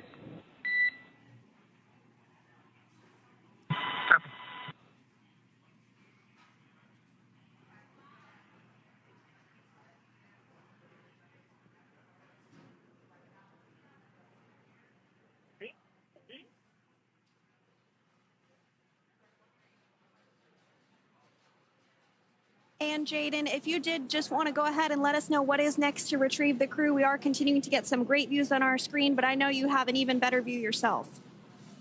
Oh, yeah, Sandra, this view is absolutely unbeatable. So just to kind of finish off what I was saying is once that side hatch of the spacecraft is open, that crew will be assisted out of the capsule one by one from NASA and SpaceX medical personnel, where they will then head to the med bay. And after those medical checks, they will get on that first helicopter out and arrive at the airport, where they will then board a NASA plane and then head back to Houston, Texas at the Johnson Space Center to begin their post-flight period. And we're eager to see the Crew-9 astronauts back on Earth, and we'll keep you updated on every moment of this process. And with that, I'll toss it back over to you guys in Hawthorne. Thank you so much. That was Jaden Jennings, NASA Public Affairs Officer, who watched Freedom splash down firsthand from the recovery vessel. Megan, thanks so much, Jaden.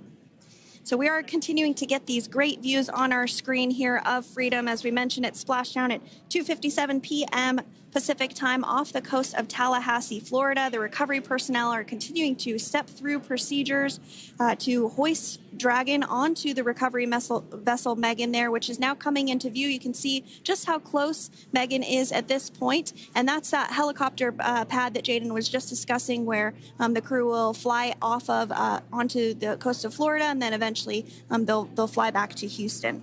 Just underneath that helicopter pad is that translation deck where we will see the nest once it is loaded up with the Dragon spacecraft on board.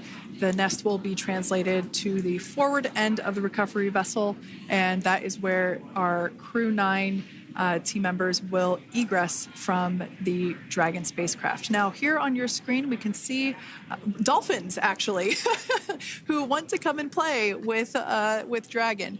Now, one of the fast boats there in place, working to assist the recovery team member. It's incredible. I just love these views. We really see them even better in daytime, but just seeing the recovery team work in tandem to step through each step, to step through each operation. Obviously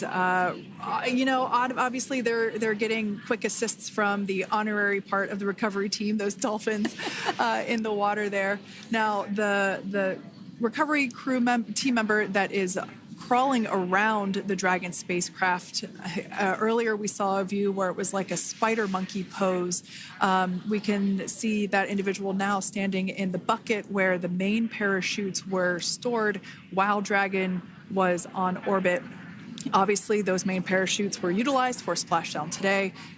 They were deployed and cut from the Dragon capsule, and one of the other fast boats of the recovery team working to pull those out of the water.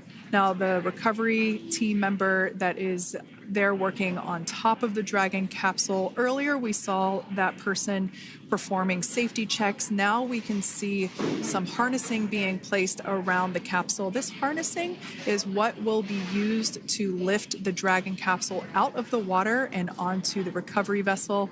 Wow, we got a cute little pod of dolphins. It wasn't just one or two. I mean, that water just looks beautiful. We had ideal splashdown parameters today. Obviously, wave height, ne'er a concern. The weather is beautiful, as Jaden mentioned, in the 60s, sunny. Looking forward to seeing Crew-9 exit the capsule here shortly once they get hoisted onto the recovery vessel Megan. We can see that recovery vessel slowly but surely closing the distance there between, oh, Dolphin Cam back again. We can see that the Dragon capsule and the recovery vessel, that distance is closing. Again, this is just one more step as we continue to work recovery operations for Dragon Freedom, and we anticipate the lift of the Dragon capsule to occur here in just a few minutes. Now, once all of the rigging is on the capsule and it's hooked up to the recovery vessel, we will see the hydraulic arm, which is that kind of like bridge-like structure there at the aft end of the recovery vessel. We'll see that articulate backwards, and that's a good sign that we're getting even closer to pulling the capsule out of the water. It will then move forward, and the capsule will be placed inside of what you can see there is basically a basket. We call it the nest, Dragon nest, where that's where the capsule will be placed in order for it to be translated to the forward end of the vessel and for the astronauts to egress. And before that does take place, we'll have potentially views of the rigger go ahead and jump off of the spacecraft there. That typically occurs when the spacecraft is a little bit closer to the recovery vessel, and we usually get a really good view of that particular operation from one of the onboard cameras from the recovery vessel. That is an operation that I have a lot of respect and admiration for, that individual that does that.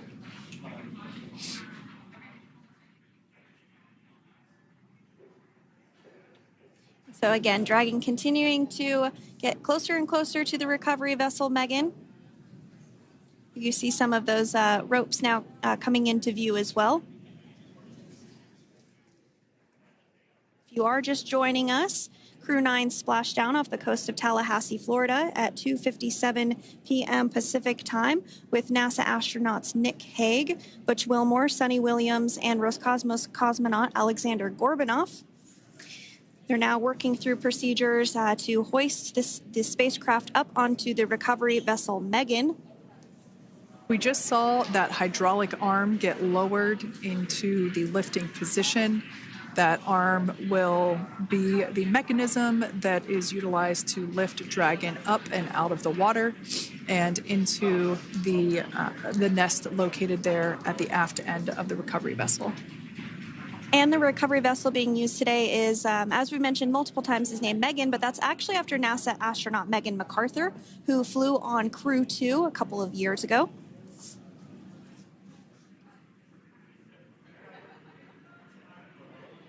We're getting some views now from actually inside the boat. Yeah, you're exactly right.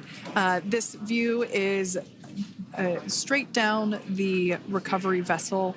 That platform that was closest to the camera, that is the egress platform. Freedom, rigging is almost complete. Approximately 5 minutes until capsule lift. Great news there from SpaceX Core.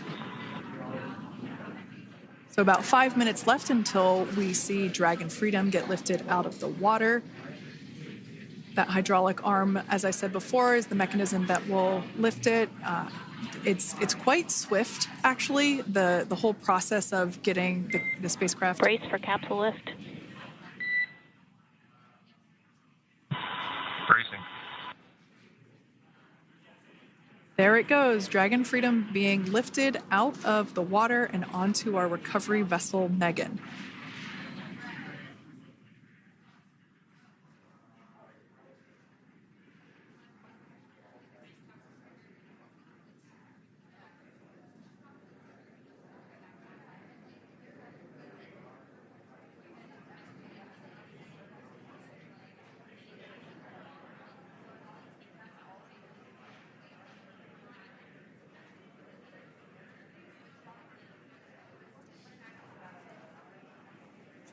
So once securely on, Welcome aboard the recovery vessel. Recovery personnel are completing final checks and stand by for translation to the egress platform. Freedom copies.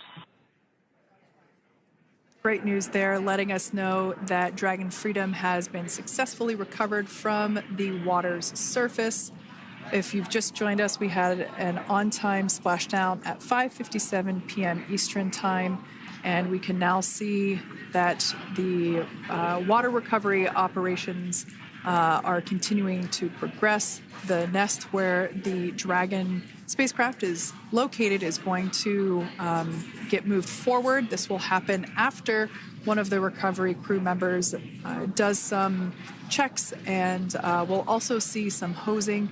Obviously, the spacecraft splashed down in salt water. Salt water is corrosive, and we want to try and rinse out as much of the salt water as possible to reduce that corrosion on the metallic structures. So we can see some guidance there being provided, really steering the spacecraft properly into the Dragon's nest. And it's been 30 minutes since Dragon splashed down, and as you can see there, the spacecraft is already on board the recovery vessel Megan. Things continuing to move very smoothly today throughout the entire operations from the deorbit burn up until this point as well. And Freedom, it looks like the positioning wasn't quite right, so they are working on repositioning the capsule in the nest now. Okay, copy that. Thanks.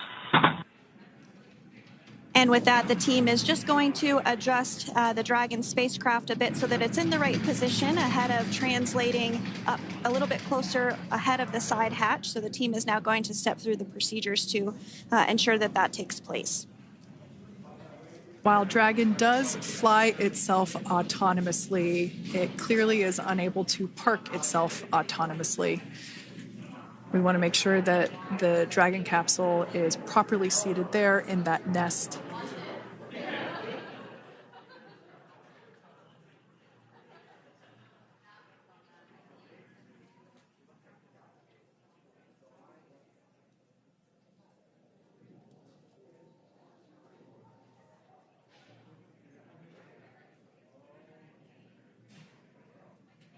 Once Dragon is fully seated in the nest, we'll probably see a bunch of that salt water come out from the bucket there located underneath the side hatch. See some salt water splash out. As I mentioned before, one of the recovery team members will begin hosing down the exterior of the spacecraft.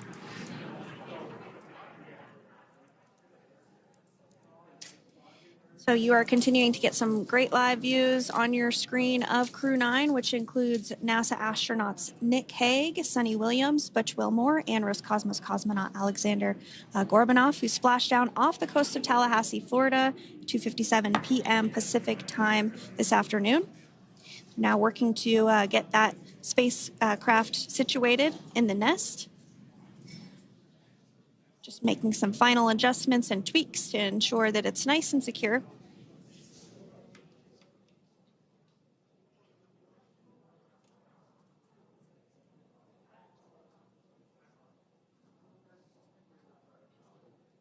Once the spacecraft is seated and secured and oriented correctly in the nest, Dragon will be moved into the hangar located underneath that helipad that we saw earlier from the aerial views during recovery. All right, Freedom, looks like you are settled into the nest now. Team is working through hypergol sweeps. Copy all.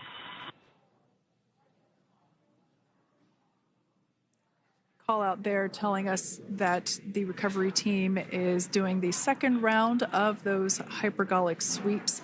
This helps ensure that everyone, all the recovery team members that are located basically right where this camera is located on, towards the forward end of the recovery vessel, that they will all be safe once the spacecraft is translated forward.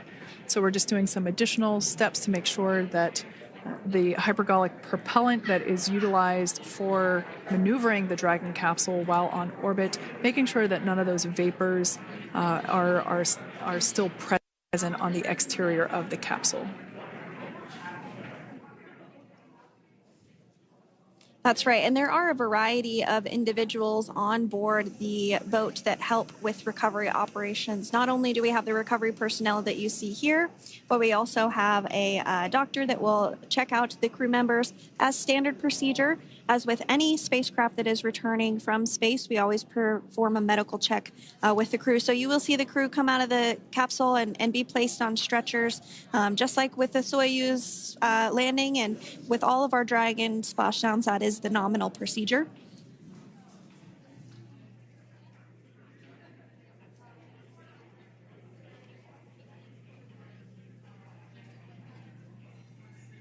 We'll stand by to see Dragon Freedom translate or scooch up a little bit closer to the camera angle that we're seeing right here. And then teams will step through procedures to get that side hatch opened. You see it right in the dead center of your screen there. It's kind of that rectangular shape. It has not been opened since Crew-9, which include Nick Hague and Alexander Gorbanov, launched back in September from the Kennedy Space Center in Florida. So that will be the very first time that hatch is opened.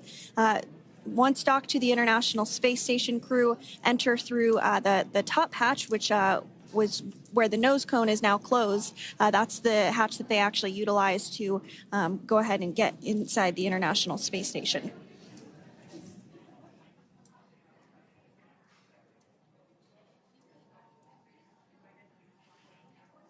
So as we get a little closer to that hatch opening procedure, you might start to see more individuals come into frame for some of that support. The ship has a maximum capacity of a little over 40 people on board, and it takes a variety of different roles, as we've discussed, to support. Also on board is the chief of the astronaut office for NASA, that's Joe Acaba.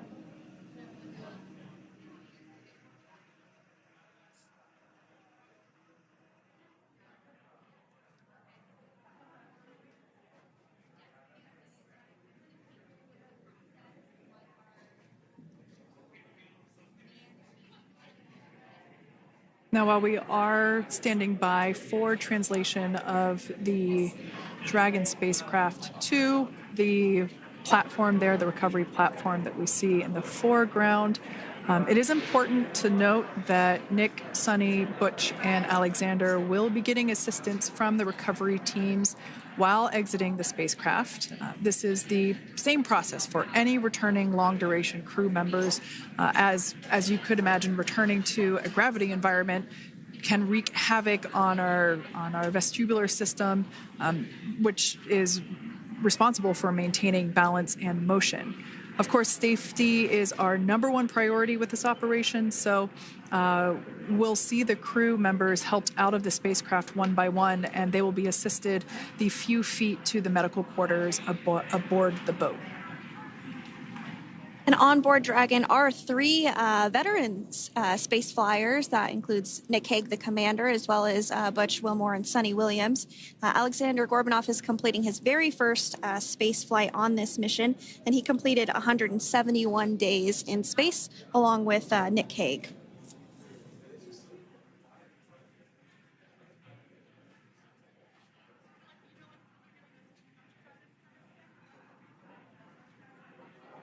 For those of you that have just recently joined us, well, I would encourage you to hit that rewind button and go back a few minutes. It was a beautiful splashdown of Dragon Freedom with the Crew-9 cohort on board. They had an on-time splashdown at 5:57 p.m. Eastern Time, 2:57 p.m. Pacific Time. We can see that the spacecraft... Freedom translation is in progress. Copy, and seal it. We can see that spacecraft was successfully recovered from the ocean surface and is now being washed with fresh water, as obviously they splashed down in salt water. So we're trying to rinse off as much of that salt water as possible. And we can see the spacecraft continuing to move closer and closer to that recovery deck. Freedom, the crew is working on side hatch opening now. Expect hatch open in about 2 minutes. Okay, copy that. And Kira, just wanted to say that you guys, you and the team did an awesome job, both uphill and downhill. Just really, really impressed. Thank you.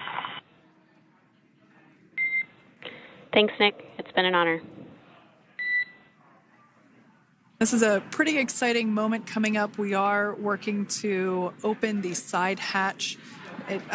One thing that may not be obvious from, just looking at the spacecraft here is that this side hatch that we're about to open, the last time it was open was when this spacecraft was at the launch pad. This side hatch is what is used for initial capsule ingress and final capsule egress, but all comings and goings from the spacecraft while it is on board the space station are from the forward hatch, which is located at the top of the spacecraft under that nose cone.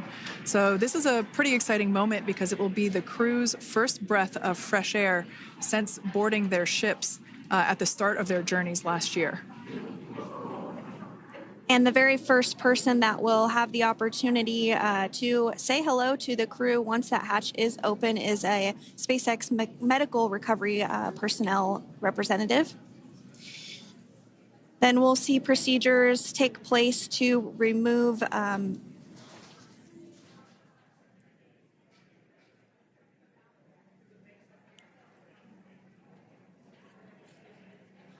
the footrests of Dragon. That will just help the recovery personnel get a little bit more room to access the crew and help get them out of the spacecraft.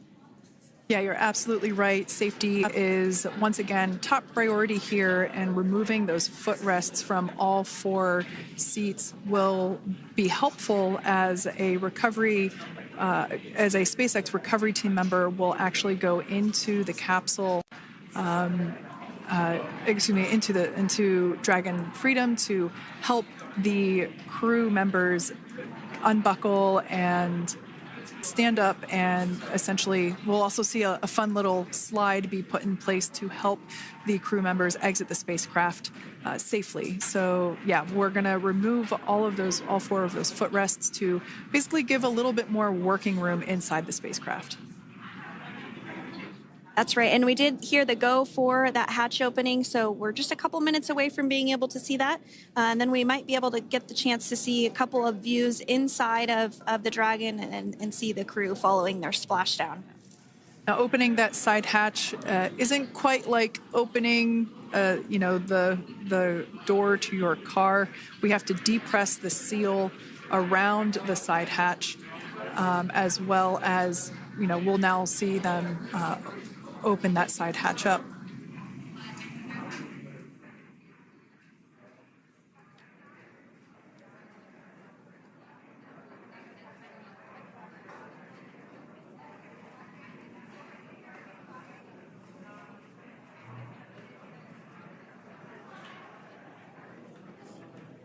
And there you have it. The side hatch is open for the first time since September.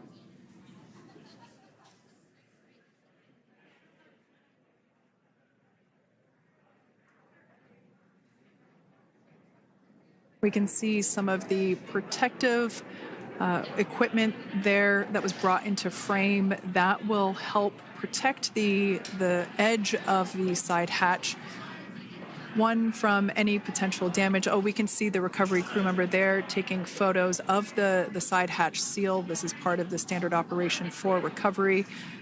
These photos will get saved into our procedure. We'll then install that protective frame around the side hatch. This helps to ensure that the side hatch itself, the edges of it, incur no damage while crew members are coming out from the spacecraft.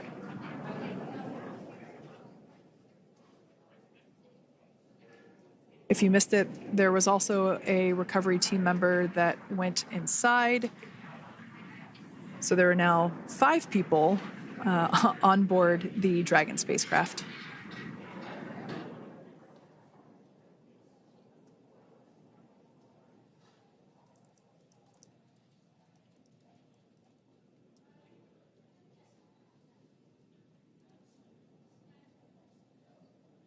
And if you are just joining us, it has not yet even been an hour since Crew-9 splashed down off the coast of Tallahassee, Florida at 2:57 p.m. Pacific time. The crew is now on board the recovery vessel Megan, and the hatch is open. The next major milestone that we'll see is when the crew will actually egress or exit the spacecraft. But before that, they'll continue to, the recovery personnel will continue to install that protective area around the hatch and then remove the footrests. So we're a couple minutes away from seeing the crew egress, but not too long away.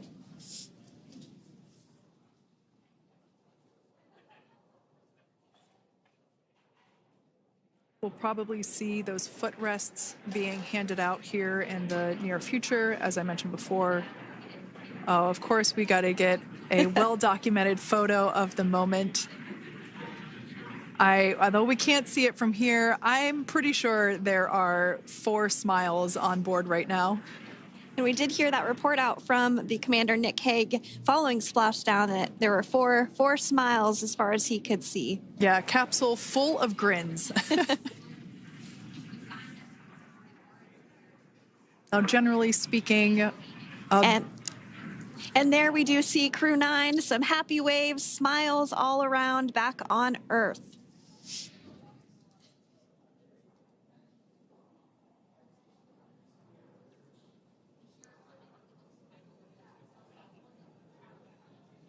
Generally speaking, we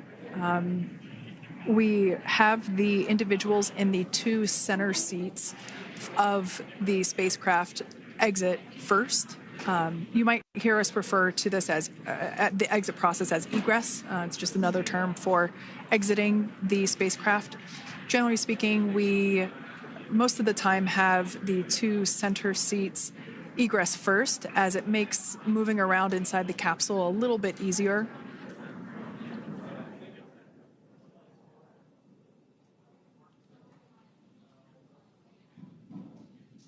We can see the tablets that were previously located on the upper leg of the crew members. We can see those being handed out to the recovery team. Those were taken off prior to the entry phase, to spacecraft reentry. Those had to be stored and secured prior to dynamic operations.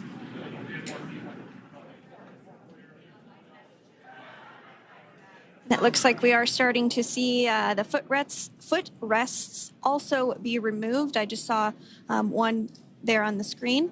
There are 4, of course, 1 for each crew member.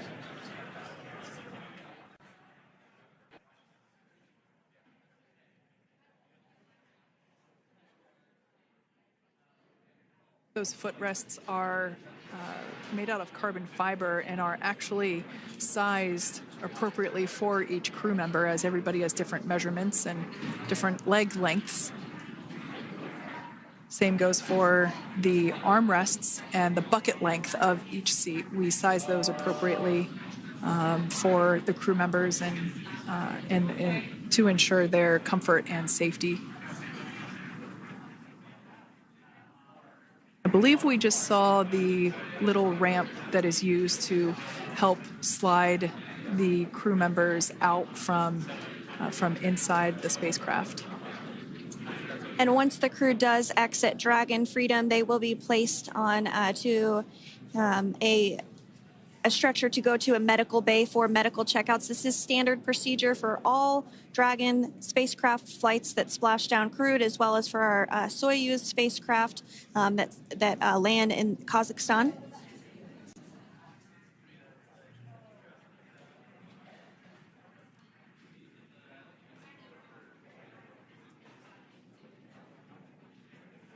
We could see the exterior of Dragon Freedom quite clearly in this shot, and it's such a beautiful sight.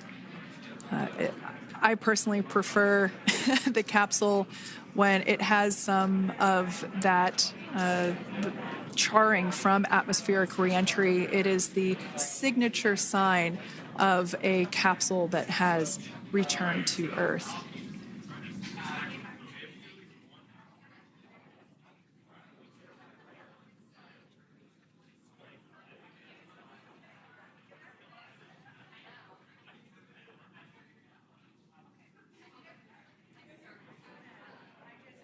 Continuing to stand by for our first crew member to egress or exit Crew Dragon Freedom following their splashdown at 2:57 p.m. Pacific time.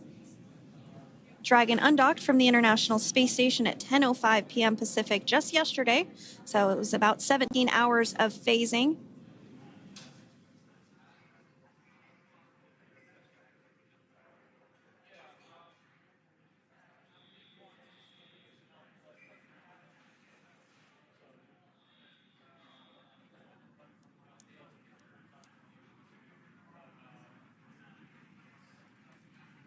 And while on board the International Space Station, Crew-9 contributed to 900 hours of science, over 150 research experiments and investigations, making great use of the microgravity lab of the International Space Station, which celebrates 25 years of continuous human presence this November.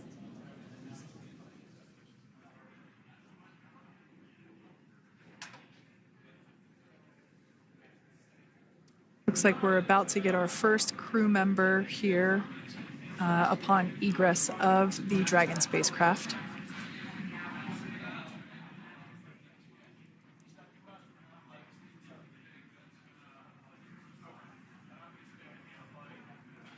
So we are standing by for that egress. Outside of Dragon, you do see one of those stretchers. This is the expected procedure as the crew will be taken to medical facilities following their exit from Dragon.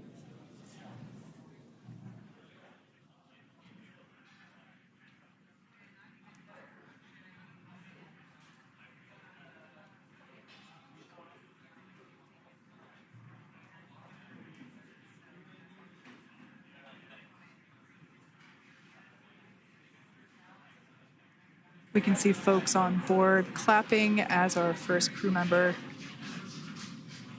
And that is NASA astronaut Nick Hague, commander of Crew-9,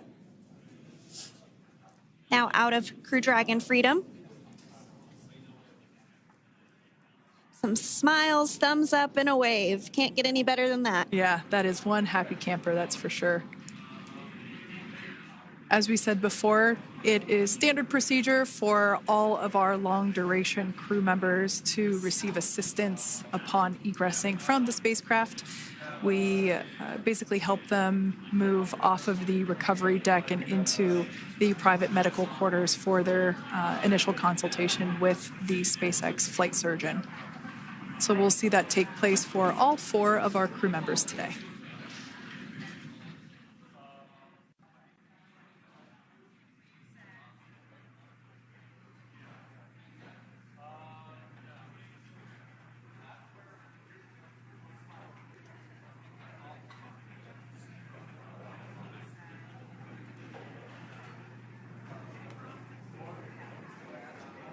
And we are standing by for the next crew member to exit Freedom.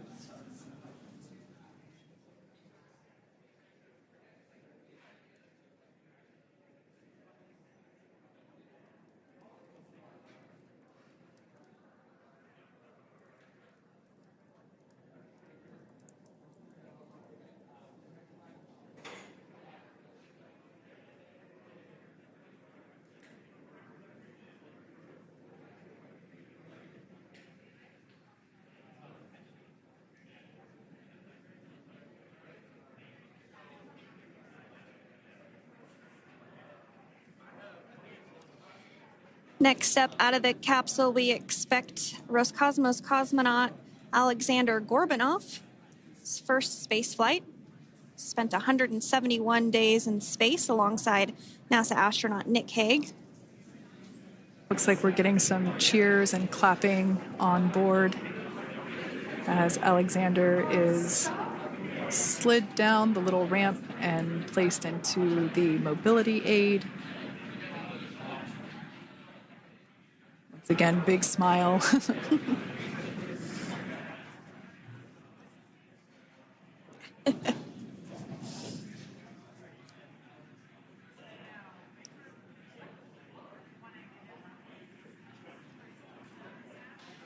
Now, the 2 crew members remaining in Dragon are NASA astronauts Sunny Williams and Butch Wilmore. They completed 286 days in space. One of the remaining footrests being removed from the Dragon spacecraft.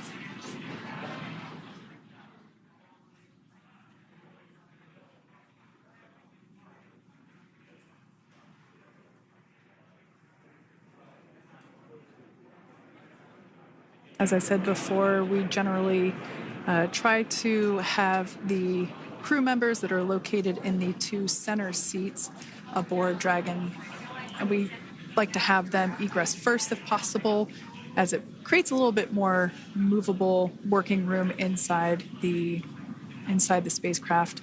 There is a recovery crew member inside that is helping all of our Crew-9 crew egress or exit from the spacecraft.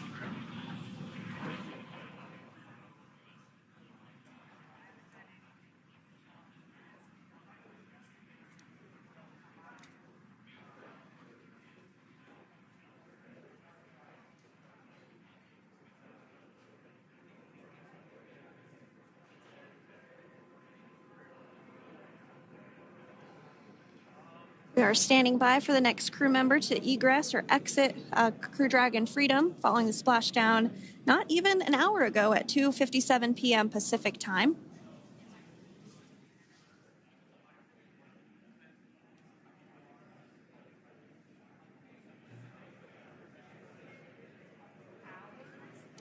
Really have the recovery operations down pretty quick at this point. Yeah, it's pretty incredible to think that, just 5 years ago when we were doing the initial demonstration missions of the Dragon for Crew Dragon, that now we're under about 30 minutes for, to retrieve the spacecraft from the water, and just several minutes here while it's been on board, and to get everyone, really to get that side hatch open.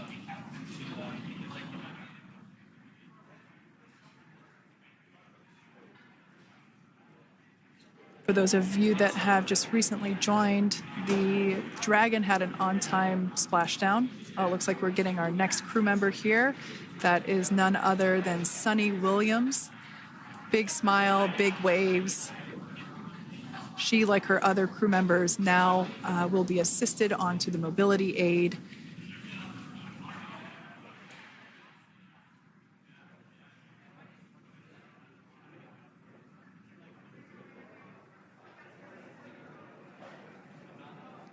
There we have it, some waves, some thumbs up, and some smiles. Definitely seems to be a theme among all recovery operations. Absolutely. And of course, that leaves NASA astronaut Butch Wilmore inside Dragon in seat 4.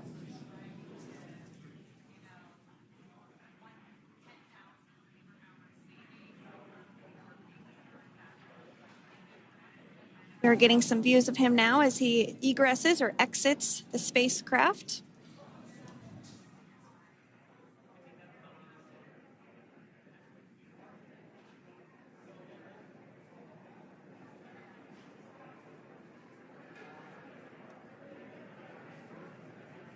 Once again, some elation and cheers there from Butch Wilmore.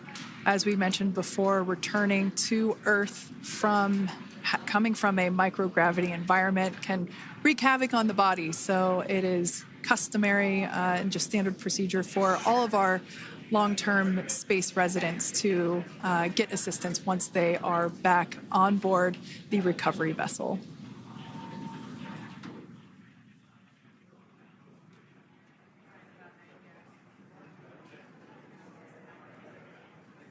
Well, now that Nick, Butch, Sunny, and Alexander are safely back home on Earth and getting checked out by the NASA medical team, we're going to wrap up our live coverage of their return.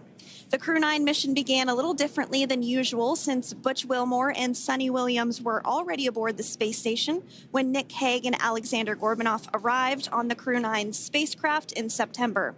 Having arrived as the crew flight test crew for Starliner, Wilmore and Williams were fully incorporated into the space station's Expedition 72 team and began research and other work aboard the station along with the other crew members.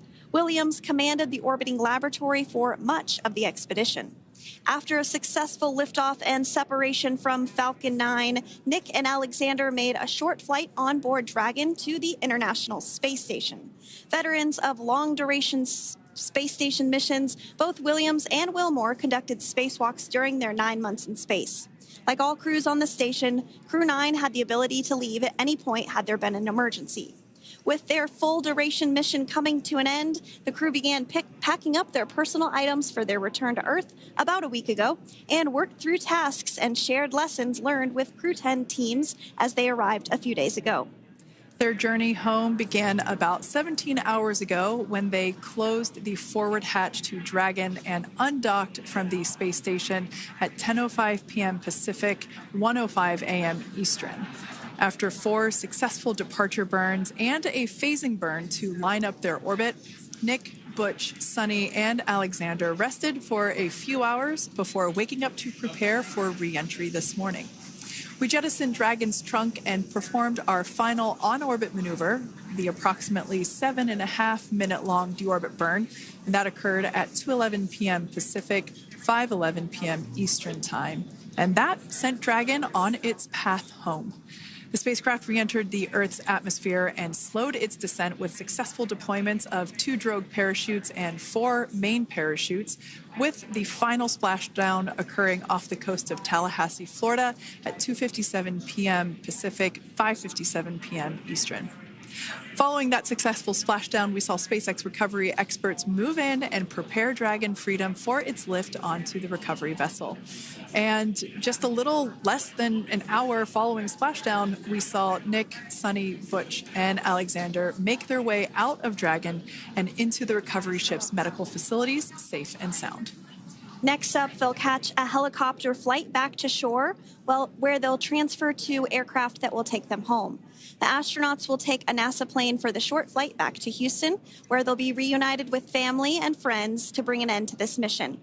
It's been an honor and a privilege to share their journey with all of you as we continue this new era in human spaceflight. Return today marks the end of the direct handover we executed after successfully launching the Crew-10 mission to the space station just last week on Friday, March 14th. Thank you, as always, for joining us for tonight's coverage of the splashdown of Crew-9. Remember to follow SpaceX on X and NASA online and on social media for updates for the very latest super exact, even though we are predicting actually Dragon spacecraft, an instrument that parachute. For the main deployment of the parachutes. The mains are quite a bit larger. You'll be able to notice the difference on your screen once they deploy, and they continue to ensure that the Dragon spacecraft slows down even further. As we mentioned, Freedom will be traveling 16 miles per hour when it splashes down off the coast of Tallahassee, Florida, here at 2:57 p.m. Pacific time this afternoon. And there we go. We have visual on 4 healthy mains. That view was from inside. Freedom copy. That view was from inside one of the buckets where the parachutes are located. So we see a great view there of the reefing on those parachutes. And as those main parachutes begin to inflate fully, 4 beautiful, healthy mains. Now awaiting visuals of splashdown. Freedom, 1,000. We'll start to hear Commander Nick Hague. Copy, 1,000. As we heard right there, Commander Nick Hague will be calling out the altitude of the Dragon capsule from here on out. Landing in water is simpler and provides more margin against unlikely parachute issues. You can see those parachutes continuing to slow the Dragon capsule down. And if you're just joining us, you're looking at 800 meters. A live view of Crew-9, just minutes away from splashing down off the coast of Tallahassee, Florida. Splashdown 2 minutes from now at 2:57 p.m. Pacific. We do have 4 healthy mains really doing the job there. Just breathtaking views of a calm, glass-like ocean off the coast of Tallahassee, Florida. Crew-9 just minutes away from splashing down. This is really such an incredible shot. That Copy, was 600. That was a live view from our recovery vessel, Megan, which is stationed a couple miles away from the splashdown site. We can see the crew there using their restraints as resting places for their arms. They were just in space moments ago, so their arms were able to float freely. 400 meters. This is a gorgeous bluebird day here that we have for the splashdown of Crew-9. It's incredible to think that the Dragon capsule just minutes ago was going over 17,000 miles per hour and now gently coasting to a soft splashdown. 200. Copy, 200 meters. Brace for splashdown.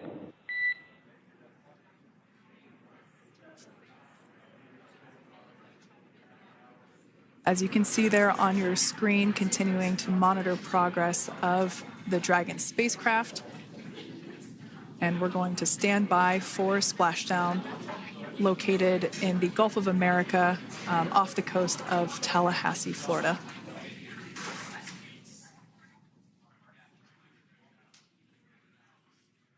And splashdown. Crew-9 back on Earth.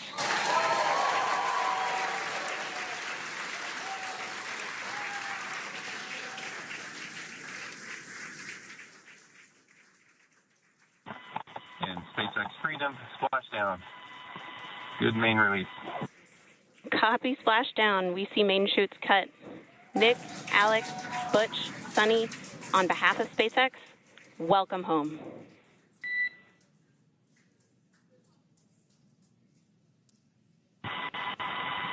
It is an amazing, what a ride. I see a capsule full of grins ear to ear.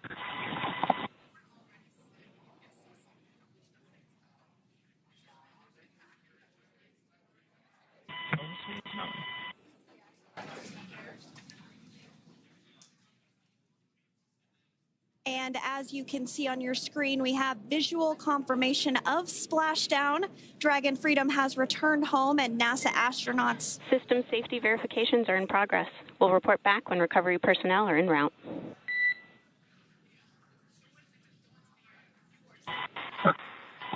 Understand.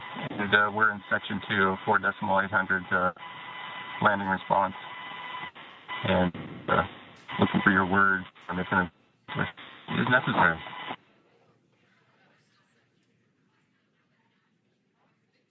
In the distance, we can see the recovery vessel making its way. Copy, you're in section 2 for the environmental assessment in 4.800. That is not necessary today. Understand. Raising 5.